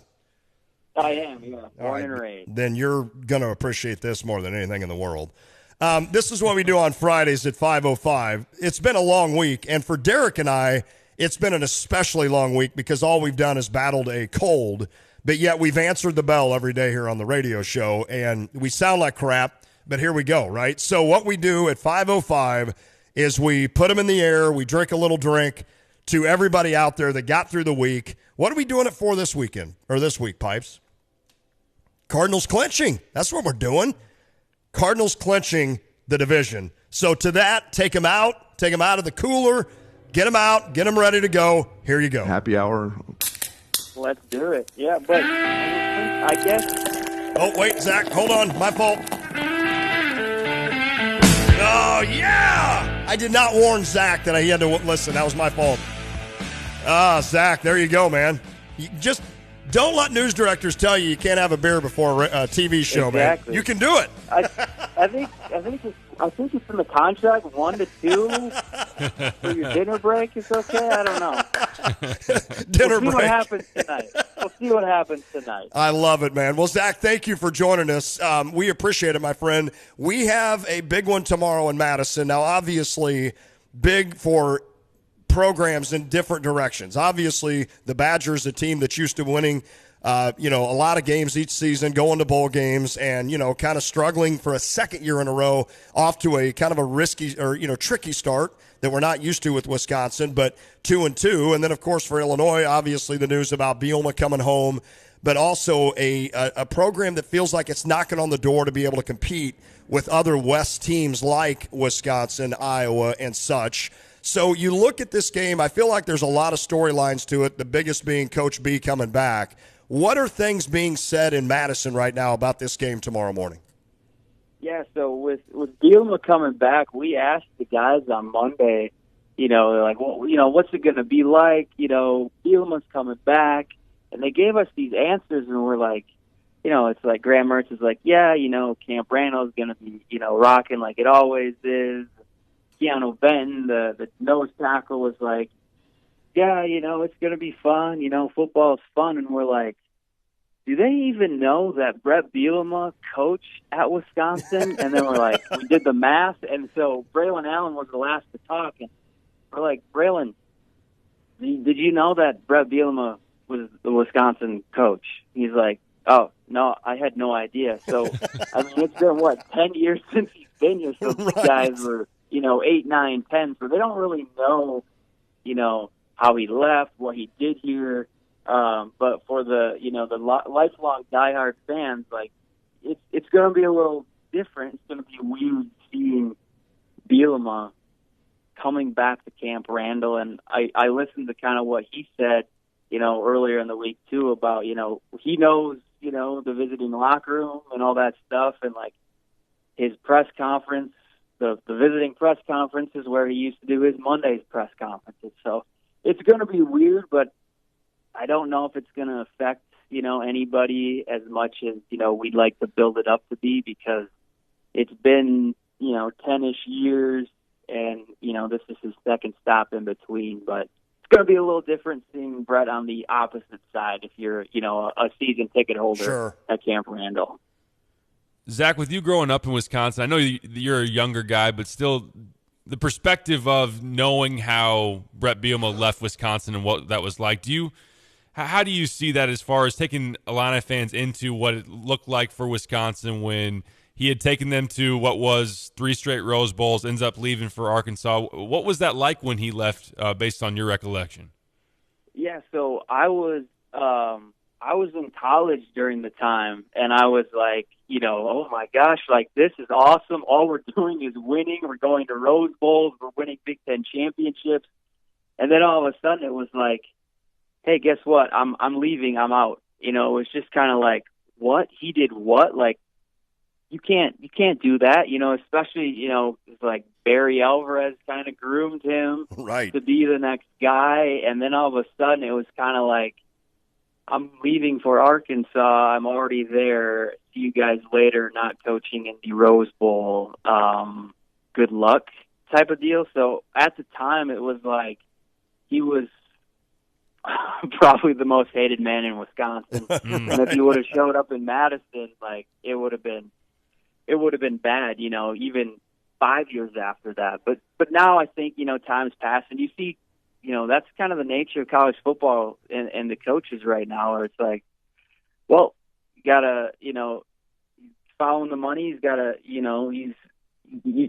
left the Big Ten to go to the SEC, right? Like, you can't blame him. And then the money he got going there. So, but at the time it was like, whoa, it's like you just, punched my grandma in the face. Like, you can't do that,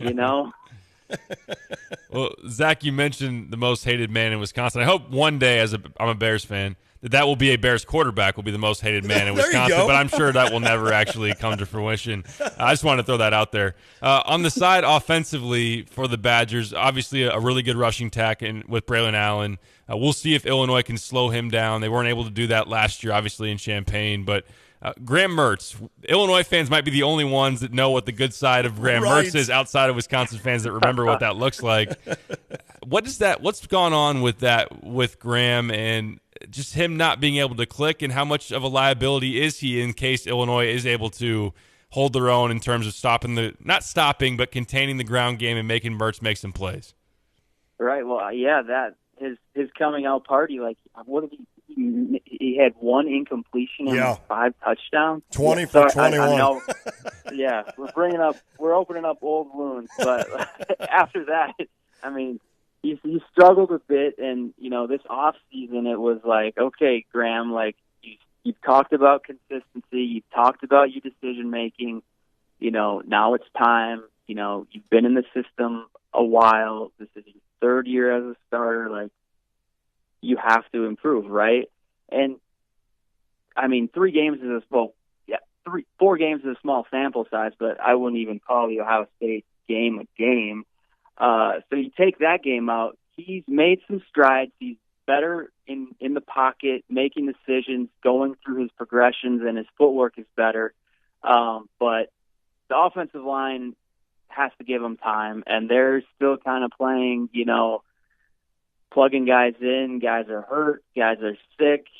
It looks like everybody is going to be back healthy for the Illinois game, but, you never know with those Monday morning injury reports how they're going to go during the week. But, yeah, sure. If Illinois can, slow down the Badger rushing attack and put it on Graham Mertz's shoulders,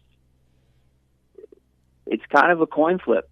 Are we going to see, an improved Graham Mertz that we have this season, or are we going to see Graham Mertz of old, where it's, he locks onto one guy, throws a pick, or fumbles the ball? Well, it will be interesting to see if Illinois can continue to get a little bit of pressure on that as well. I know that's something that a couple other guys, especially Johnny Newton, has been a guy that's been in that backfield quite a bit. So we'll see if they can do that against what's normally a vaunted Wisconsin offensive line. No doubt about that. I'll ask you this, Zach. Zach Hanley, by the way, our guest. You can follow him on Twitter at Zach Hanley. And that's ZACH Hanley 2, just the number 2, at Zach Hanley 2, sports director, CBS 3 in Madison. You look at this season so far, and I know it's only 4 games old, and I'm totally throwing out the Ohio State game because I don't care who you put in that, minus about 3 other teams in the country. That same thing's going to happen against Ohio State. But you look at the Washington State game. What happened there? And that was at Madison. So I would say this, Zach, as an Illinois fan, if there's one thing that has me kind of leaning on optimism going into this game, it's that Washington State team coming in and beating Wisconsin there. And I know the Badgers had a lot of penalties. They hurt themselves. But what went on that Saturday to mean that Washington State could come into town and beat this Wisconsin team? Yeah, that was their first true test, Illinois State, FCS school, in Sure. a great conference in the FCS, but, they're in the FCS, right? And Yes, then you yep. play New Mexico State, who is probably the worst college football team in America. Like, they haven't been challenged. And, when the Badgers make mistakes, they don't have the high-powered offense to catch up. And Washington State did everything right. They played a perfect game. But I remember, after the game, just talking to the guys, and they're like, yeah, we did not have any energy. The Badgers came out flat, and then they got punched in the face, and they could never put anything together, whether you mentioned the penalties. Sure. They missed a field goal. They fumbled the ball on a drive. And then the defense, when they needed to get a stop, they couldn't get a stop. And that was probably the most surprising. But yeah, that's weird to hear. the Badger defense, you think of, top 5 in the country every year. This year, they've got a lot of different pieces. They lost 8 starters from last year's squad, so Jim Leonard's trying to figure out, where to go. Their starting free safety or strong free safety, he got hurt in the first game, so they haven't had him. And they got a bunch of transfers that they're still trying to get their feet wet, figure out, okay, what's my role? How do I fit in? All the signals and all the calls. So it's a growing process of, okay, what do we do? How do I do it now that it's my turn and not, Jack Sanborn, Leo Chanel, all those guys from before. Last one for you, Zach. Ben Brust had a viral rant on Twitter, and former Badgers guard. Now, whether he believed everything he actually said or not, I'm not sure, but he did say, hey, we used to be 30-point favorites at home against this Illinois team. Now we're a touchdown favorite. So I ask you this question. Are people around the program, not the actual team, but fans, the viewers in your audience out there, are they scared of this game? Are they worried that as they look at a touchdown spread, Illinois coming in as the visitor, that Wisconsin could actually lose? Or is that like, hey, okay, we've won, we've beaten them every time we faced them in Madison dating back to 2002? What's kind of the mindset of the Badger fan going into this game on a spread that's a lot shorter than what they've grown accustomed to seeing? I think a lot of people are actually kind of nervous just because, Bielema knows how to coach, right? And Illinois has improved a lot since last year, right? So, and they're seeing Wisconsin, struggle out of the gate. Obviously Ohio State doesn't count, but they lost at home to Washington State, a team they should have beat. They manhandled New Mexico State, but it's New Mexico State. And, the slow starts. They've started slow in every single game, and it took something to spark them again. It took a 100-yard pick six against Illinois State to kind of get them going, and that was late in the first quarter or early second quarter. So a lot of fans are they don't want Paul Chryst to be the coach anymore. They don't want they don't want Graham Mertz to be the quarterback. It's as if the sky is falling, but the same situation happened last year when they started 1-3. Right. And they went to Champaign, shut out the Illini and won 7 in a row, and had a shot to go to the Big Ten championship game, except they lost the axe to Minnesota. So there's been a lot of losing games early that have the fan base frustrated, and rightfully so. But time will tell. We just need to, take a deep breath, relax. But I do think it's going to be a competitive game. You know what it is, Zach? Ben was saying that Wisconsin sucks. We suck as fans. Let's be honest. And I'm talking I lead that parade. You look at the St. Louis Cardinals, and somebody did duly note that we tipped one to the Cardinals, and you're probably a Brewers fan, so I apologize for that. I did not honestly. It's a stressful time now. You lose last night. What the heck? But you know what? You know why we suck as fans? Because, look at Wisconsin. You guys win 8 games a year minimum. And all of a sudden now it's our program is only 7-point favorites against Illinois, and we're only going to win 7 games or 8 games this year. And you know what it would take? It would take Illinois fans 4 years of winning 7 games a year to where we would get mad because we're then not winning 8. And again, I'm leading the way here. I'm not yelling. I'm not chastising any other fan base out there or any other person out there because the St. Louis Cardinals can lose 3 in a row, and I'm like, well, we suck. We can't hit. We can't do this. And it's you just won the NL Central. I don't care. We just can't appreciate things. That's what it is, right? And that's frustrating. Yeah, well, it's okay, so Wisconsin, you win 8-9 games. You're always competing for the West But, once you win the West, then it's like, okay, that's the standard. We have to win the West every single year. And now after they won the West a couple times, then it's like, okay, we go to the Big Ten championship game and get hammered. We have to win the Big Ten championship game. We're sick of getting there and losing. And then it's like, okay, then what? Now it's, the playoffs. We got to get into the playoffs. It's like, well, you just played a playoff team and you lost by 31. So I don't think we want to see Bama, Clemson, or Georgia anytime soon. No. It's so true, though, man. It's so true. Well, listen, Zach, it should be fun tomorrow, and we as Illinois fans are hoping in the fourth quarter that this game is one that we still have a chance to win. Because, unfortunately, Illinois hasn't won there since 2002. There's been too many times where last year happens to where the next thing you know, it's a lopsided Wisconsin win. And we've got a lot of our listeners texting in saying, hey, what have they done to prove, and I'm saying Illinois, and when I say they, what have they done to prove that we can go up to Wisconsin and win? But that's what we hope for. We hope that it's a dandy tomorrow. And certainly, Zach, we appreciate your time. You got to go get your makeup on, my man, because you're probably on the air soon. Yeah. Yep. Get that Lancome powder on. I'm a fellow TV guy back in the day, so I know exactly what you're going through, my friend. We'll cake it on. We got to cake it on today. Cake it on. Yeah, we need all the help we can get. Zach, thanks so much, my friend. Yeah, thanks, guys. All right, buddy. Great stuff. Zach Hanley, you can follow him on Twitter at ZachHanley2. And that's just the number 2, and it's Z-A-C-H. I guess there's Z-A-C-K. Yeah. Yeah, so I guess that's why. Sometimes just Z-A-C. Oh, that's right. Zach Taylor. Oh, yeah, good call. Oh, Kyle, look, I said he can't be on the air, and then he's throwing out things. Zach Taylor and good call weren't really in the same sentence last night very often. Wow. Can we talk about Tua real quick, or do we need? We probably should. So I was in bed at 7:30 last night. We should let Kyle do it. Oh, Kyle. I mean, I was in bed at 7:30. Plus, I'm not going to see the game anyway, right? So I wake up this morning to the Twitter world being doctors and telling me exactly what should or shouldn't happen, and everybody's got an opinion. Welcome to social media. That's why we suck. If you think if you wonder why your life sucks when it comes to sports, it's because of social media. It's because of Twitter.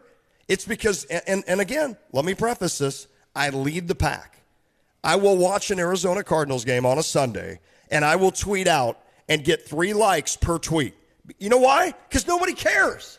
Lon, nobody cares about the Arizona Cardinals. Nobody cares that I'm pissed at J.J. Watt for having 1 sack. Nobody cares about me saying Kyler Murray can't hit a guy across the middle. To lead him across the middle, he got to reach back to catch the ball. Nobody cares. But because I have Twitter, and because Weather up. Because I have that platform now, I'm going to let everybody know what an expert I am at how bad or good the Arizona Cardinals are, and nobody cares. So anyway, sorry. Yeah, it's exactly what I would have said. It was scary, though. But people do care about the well-being of there's no doubt football players. That was scary. That was scary. It was after that happened, I barely even cared about the game anymore. Yeah, it was just watching that happen, and the stretcher comes out. It took 10 minutes for them to even get him off the field. But the updates today are pretty positive. That's good. It sounds like he flew back with the team. Yeah, right? he's doing well. But yeah, I definitely have some questions about the situation just because he did go down last week, and that was not a bad back. The image is not good at all. But at the same time, I would find it hard to believe that anyone within the Dolphins would put him at risk knowingly. And of course, that's all the Twitter doctors. Well, that's exactly where they go. I'm sorry, because I did sound callous there. Believe me, my thoughts are with Tua. But that's the thing. Everybody's just assuming that some unbelievable surgeon or not surgeon, but just doctor in Miami just is like, he's fine. I think to your point, there needs to be a bit of pause in that we don't know everything. Correct. Because it is the quick trigger. We see it on the screen, although let's be honest, the way he wobbled and hit the ground against the Bills after taking that shot, and you see his head hit the back of the where There's no the back doubt. of his head smacks the turf, and he gets up, and then he falls down. I mean, that is he's shaking his head. Traditional head injury. Right. I texted my dad right after that happened. I said, well, Tua's concussed. He's done for the day. Yeah.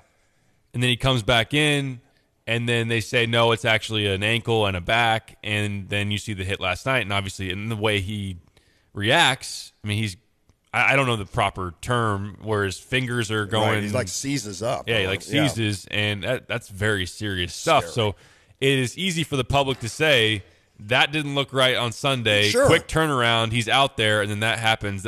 Shame on you, Dolphins. But yeah, has to be a little bit of, we're not in the medical tent, we're not with the doctor doing.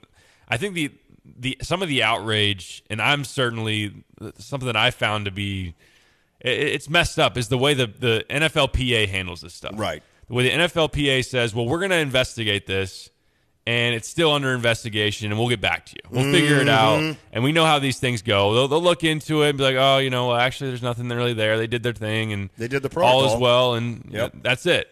But when it comes to Deshaun Watson, and Deshaun Watson's out there, and he's got 19 allegations of sexual assault, and they're like, no, he shouldn't be suspended. We're going to back him. We're going to do what's best interest of the player in that sense to keep him on the field, when then it's in the best interest of the player with Tua, and they're like, well, we'll get back to you.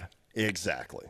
No, you're right. I mean, it's two-faced, right? I mean, it's two-faced, and it's frustrating. And I know, I was listening to NFL Network this morning, and they were talking about, like, Chris Canty and some of those guys were talking about how they knew what the baseline was to pass the protocol to get back on the field.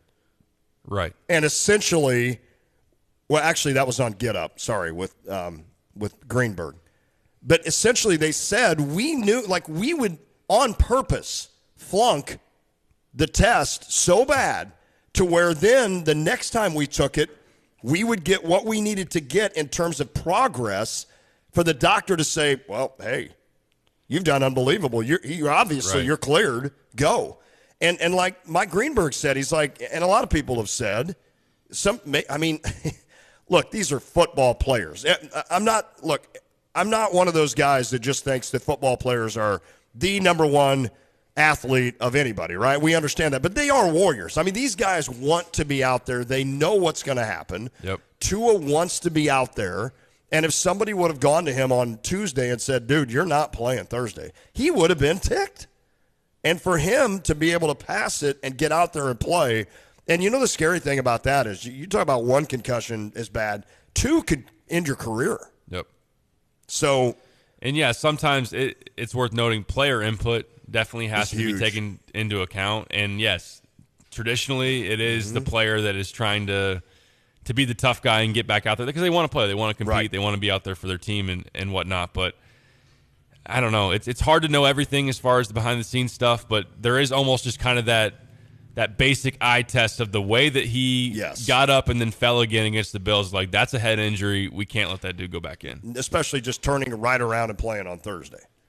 That even just, brought it up even more. So, yeah, no, I'm with you. I'm with you on that. I don't know what the answer is. I don't know if every team needs to have a select group of veterans on their squad, let's say 4 guys that, they're the ones that go say, hey, Tua, you're not playing, man. I understand you want to get back out there. I understand we just upset the Bills. I understand we're undefeated. I understand that we're part of the story of the NFL right now. We're one of the top 3 stories in the NFL. And don't think for a second that doesn't lead in all this. If Miami is 1-2, maybe he decides not to play in that game. I mean, in his mind, he's like, we're 3-0. We just beat a team that a lot of people think are going to win the Super Bowl. I'm playing in this game. And, yeah, that's tough, man. That was tough to see. It was. And hopefully now the story is going to be a not too fast, like not coming back too soon, but a very good recovery for him and that he can play again because that's a good Dolphins team. Yes, it is. And I know it's beyond just the football game too, but yeah, like hopefully this doesn't end his season, doesn't alter his career because he's been off to a really, really good start, and hopefully this doesn't derail it too much. I don't say this because of this incident. Should the NFL get rid of the Thursday games? Is it as too a consumer? Quick? I like it because I do too. It bridges the what seems like a long wait Sunday to Sunday. But I saw someone bring up last night on Twitter that they should structure it now to where if you're going to play Thursday, you should be coming off a bye. That's fair. And I think that's totally fair. So I think what you need to do is not have Thursday games until byes start to hit, which is like, what, week 6? And then, I mean, somebody smarter than me can then configure the schedule to figure out, all right, these two teams are on a bye. I mean, just make them conference or division games, right? Because mostly all the division teams go on a bye week. I think, well, it used to be like that. I don't know if it's the same anymore. You can make it work. You can make it work. That's exactly. This is not these other sports where you have quick turnarounds, like where you grow up, you play doubleheaders in baseball, you play an AAU tournament in basketball. You're going to play 5 games in 3 days. You don't do that in football for a reason. There's supposed to be that recovery time, that's then fair. You usually turn out with these super long injury reports, and it leads into more. I went to call. You muted me, but it's fine. You should. I've hit my word count for the day. It's time for Dayquil. You just made me laugh, and now I'm coughing. I literally went to mute me so I could cough and muted you, and then the only person standing was Kyle, who just started laughing. Kyle, this is not how we normally roll. Am I going to have to be like the backup quarterback? Oh, from here on out? Yeah, Have you not been warming up this whole time? You are Chase Daniel carrying a clipboard. Yeah, you're in, by the way. Timeout. Chase Daniel on his way in. When we come back, the backup quarterback is in. We'll see how he does. Brett Bielema is making a return to Madison, Wisconsin. We're going to hear from him next. Not live, but he met with the media, and you'll hear his thoughts. It is The Drive. Hey, where are you headed? To Kelsey Furniture in Tuscola. What do they have there? What don't they have there? Living room furniture, benches, chests, love seats, sectionals, tables, bedroom sets, hutches, nightstands, end tables, cabinets, mirrors, stools, clocks, lamps, pillows, rugs, desks, media consoles, patio furniture, Tempur-Pedic mattresses, and more. So, everything. Yeah, probably could have just said that.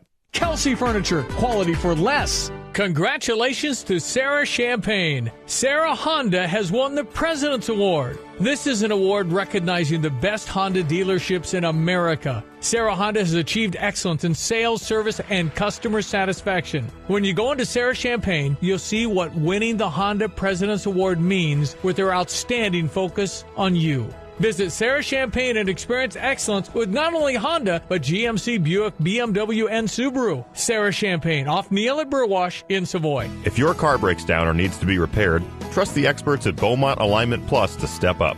For routine maintenance like tune-ups, oil changes, brakes, or tires, you can count on Beaumont. They'll also service bigger issues like alignment, suspension work, starters, or transmission problems.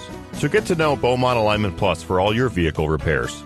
With locations on Bloomington Road and Denison Drive in Champaign, you're never far from the help you need. You can trust the dedicated family-owned team of professionals at Beaumont Alignment Plus. Online at BeaumontAlignment.com. PDR Automotive in Urbana is a locally owned repair shop, and they've now serviced over 250,000 vehicles in their near 50-year history. Now, that's more than 4 times the size of a sold-out Memorial Stadium. It's more than all Division I athletes in the country combined. That's more than the entire population of Champaign County. That's more than, well, you get the idea. When you turn the key and the car won't run, call 367-9481. They are what's best for your truck or car. They are PDR. Illinois football is back. Shop at Game Day Spirit this fall and gear up to support your Fighting Illini football team. With great football designs and brand new apparel from top brands, they're the one-stop shop to get everything you need this football season. Shop with them at the corner of Neal and Kirby in Champaign, 6th and Green in Campustown, and online 24/7 at GameDaySpirit.com. Game Day Spirit, where Illini fans shop. Switching is easy. We do it all the time. We switch on the lights. We switch TV channels. Some of us switch partners while square dancing. Well, that's a stretch. But what's not a stretch is how you can switch and save with State Farm. In fact, State Farm agent Kurt Lenschow right here in Champaign-Urbana can switch you over so you can start saving today. Kurt and his team are ready to welcome you to the State Farm neighborhood. It's easy to switch and save. Just give them a call when you want the real deal. Like a good neighbor, State Farm is there. If you want a steak, I mean a steak, prepared the way you want it, you've got to go to Long Branch Steakhouse.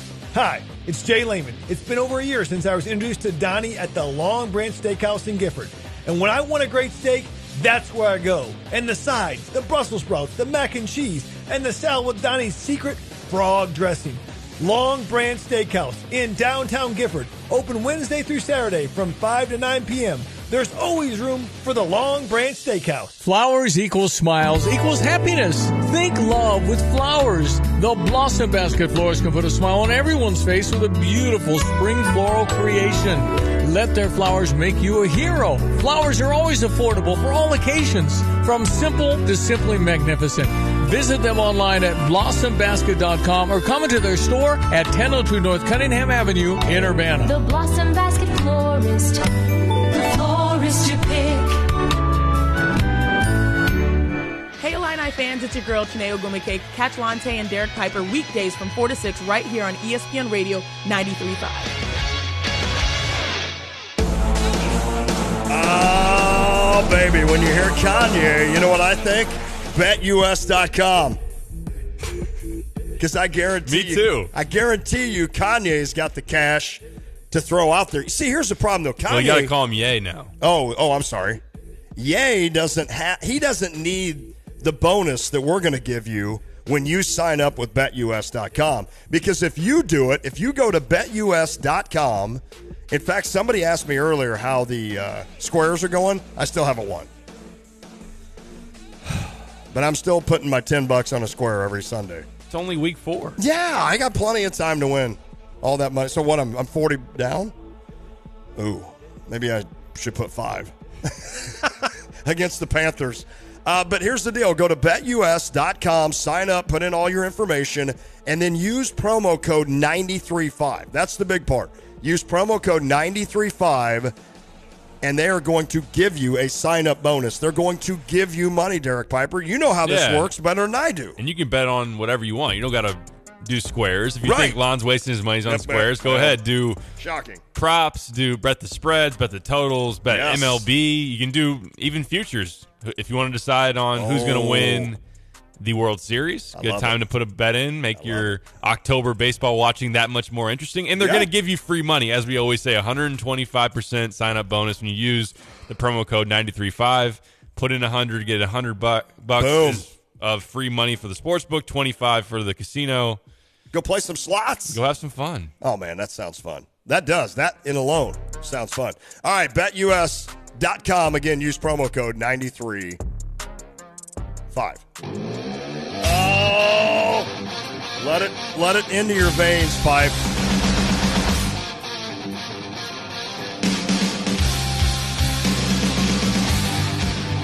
Did it help? A little bit, yeah. Okay. Yeah. See? I wouldn't lie to you, my friend. I would not lie to you. I'm trying to think here if I got anything else that I can throw at you. Let me see here. Hold on. Just hold on. Where are the other ones? Oh. Okay, you ready? Because we need this. We need this.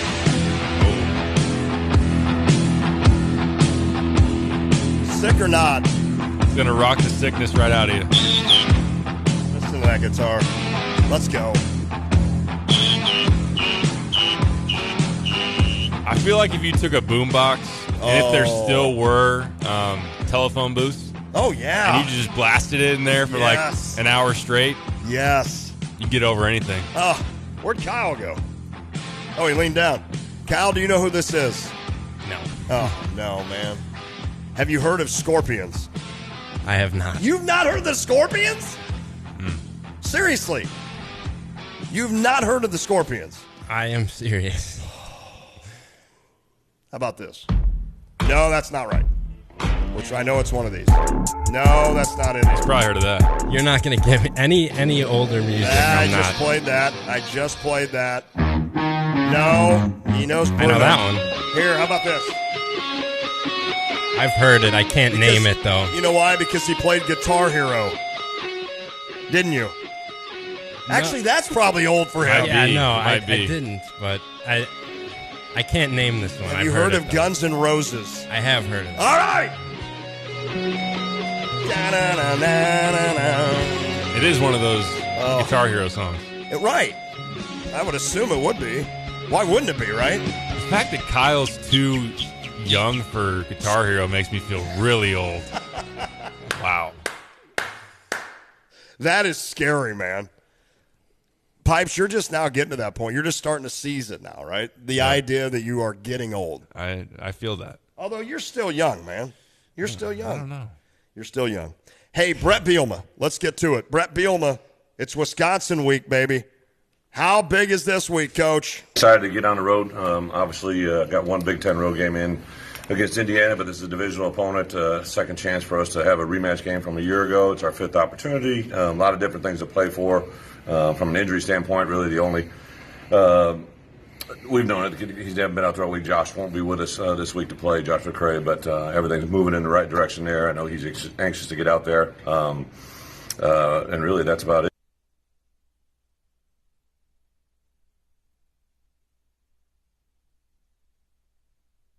Anxious to get out there, and really that's about it. That's it. When you have someone like Josh who you're kind of working, like when do you like to have that travel roster set? When you have someone like him, like how do you? It literally is different every week, to be quite honest. So Josh, where he was at coming out of the bye week, we knew that Monday and Tuesday were going to be a big day to kind of see where he was at. He performed where what the doctors wanted him to do. If it had gone in a certain direction, we could maybe accelerate rather than stay on the path that we're on. So we knew early on. So there really hasn't been any adjustment. In reps, Reggie and Chase and Aiden have been getting all the reps with Chase Brown really ever since Josh went down.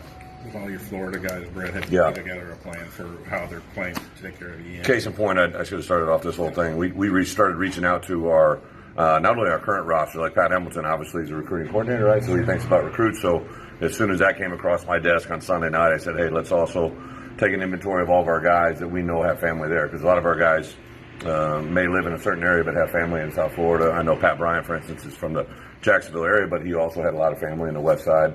My wife, her whole family is in Tampa area. So first for us, all the families that are affected by that in our family or not, thinking of them. But we started reaching out. I had every one of my position coaches reach out to their positional players just to make sure everything was right. I said something after the team yesterday. Those three guys that came in and talked to you guys, I was looking at it with Brett, and I said, oh, my gosh, listen, all three of these guys are Florida kids, CJ, Quan, and Taz. And it's just a constant reminder when we're up here in Illinois, you really don't think about the hurricane and what it is, but it affects a lot of people. I know I was talking to a couple coaches in the South region from a recruiting standpoint the last 48 hours, and even though they're not in Florida, their games are affected by the weather. So a lot of thoughts and prayers their way.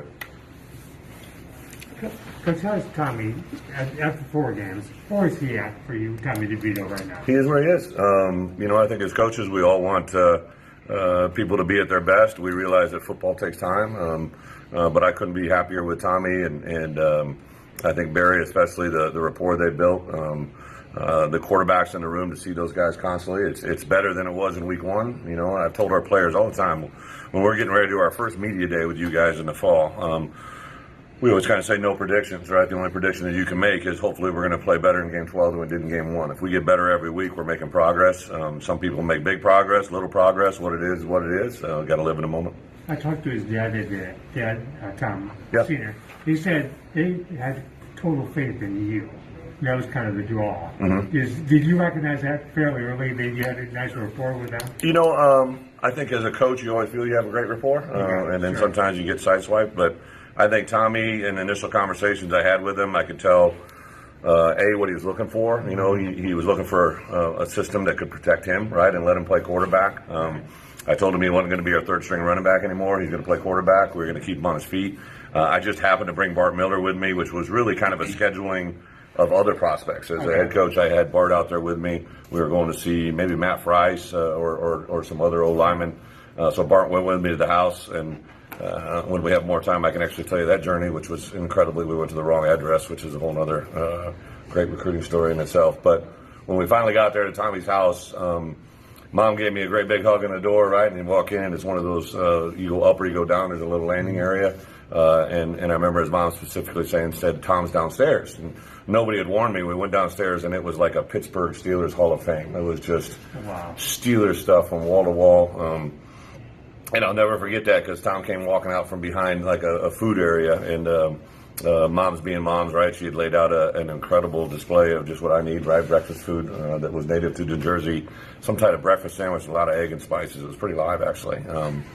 But I did feel an instant connection that they wanted something for their son, right? I always tell parents, for me now as a father of two beautiful girls, right? Like the greatest possession you have on this earth is your children. And there isn't any house, car, vacation home, or anything that you can buy tangibly that gives you as much reward as your children, right? And I think once they heard the genuine approach of what we were going to do to try to keep him in an environment to play at a higher level, and then Bart to back that up. And I'm going to be honest with you, right away, when we have NFL agents come in, or NFL scouts, I literally say to them, whatever file you have on Tommy DeVito, it's okay to store it and it's okay to reference it, but please judge him on what he does here, all right? Because I think he's taken his level of play to a different point. I learned that one through Russell. Like Russell had done some really good things at NC State, but once he got in our system and realized how he wanted to play the game, his value as a quarterback went through the roof, right? And it took a while for people to see that.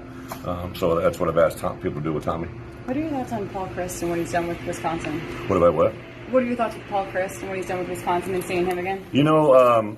Paul and I go back a long ways. When I first met him, I had no idea I was going to be the head coach, that I was going to ask him to be my offensive coordinator. So we kind of had this organic coaching relationship going against each other. That obviously fostered into I became the head coach, asked him to stay. He stayed. We won a lot of games. I was before he left to go to Pittsburgh, I distinctly remember sitting down with him and talking about his path and what he wanted to do. And as a head coach, I wanted to facilitate helping him become a head coach if he wanted it. And then I remember when the Pitt job came open, I went down to visit with him. Hey, is this one you want to go after? Myself, Coach Alvarez, did what we could to make that happen. He became the head coach at Pitt. Little did I know that I was going to leave there, which obviously opened the door for Coach Anderson. And then when Coach Anderson left, Paul to get quarterback there, I knew that he knew the Wisconsin system as much as anybody. Not just the offensive system or the personnel. He knows Wisconsin. He is Wisconsin. His dad is a legendary coach. His family has a great name there. It's not surprising.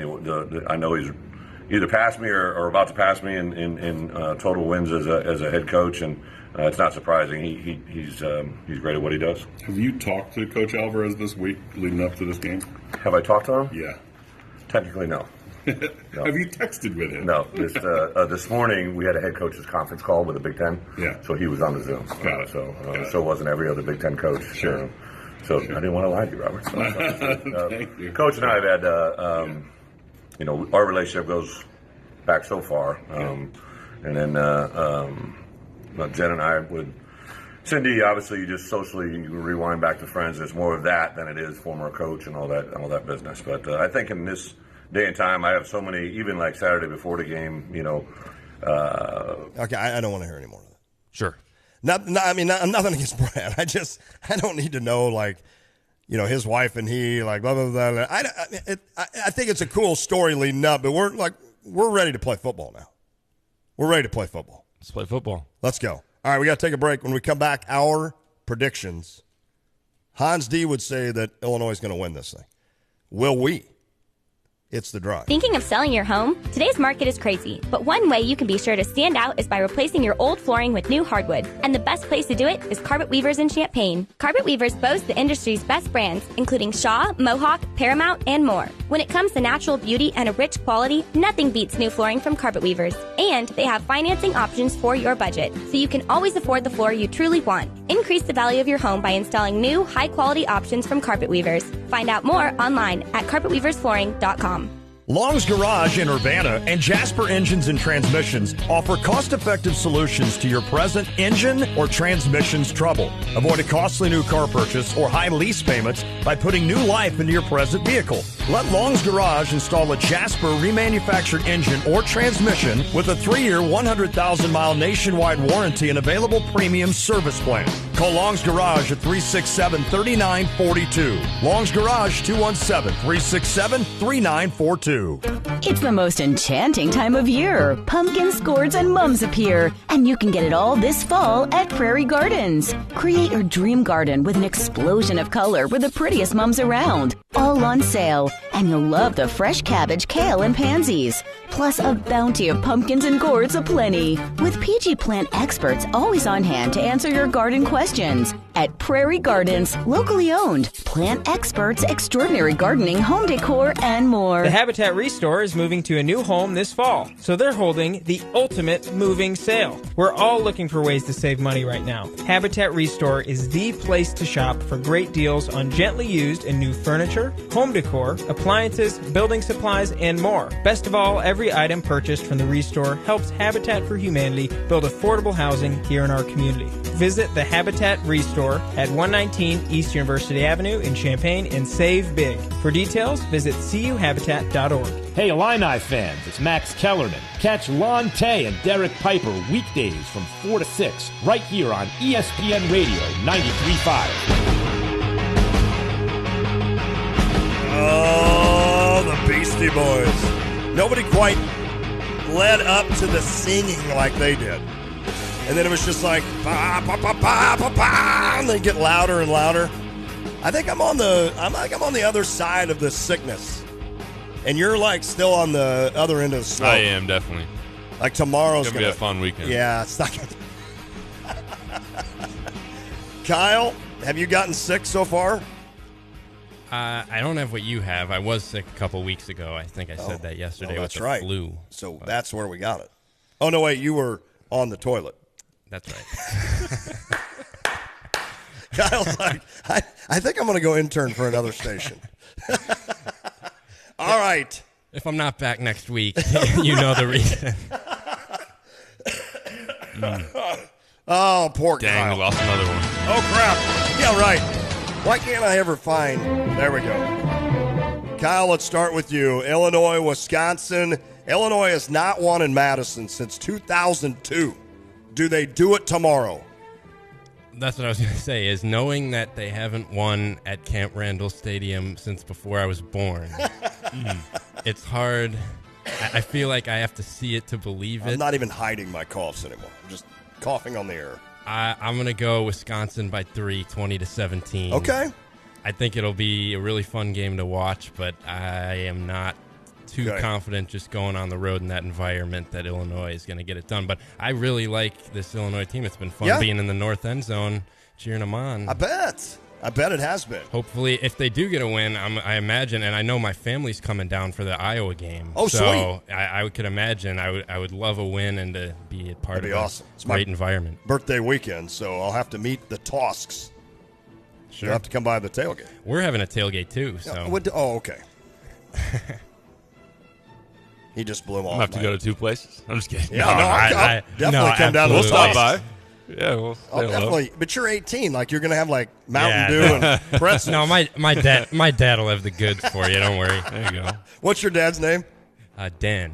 Dan, and then your mom is? Amy. Amy. Dan and Amy getting ready to fire it up. I love it. That's awesome, though, that they're coming down. That'll be great. All right, Pipes, for a reason, I'm going with you next. All right. I don't know what the reason is, but I do. Okay. I think I like it.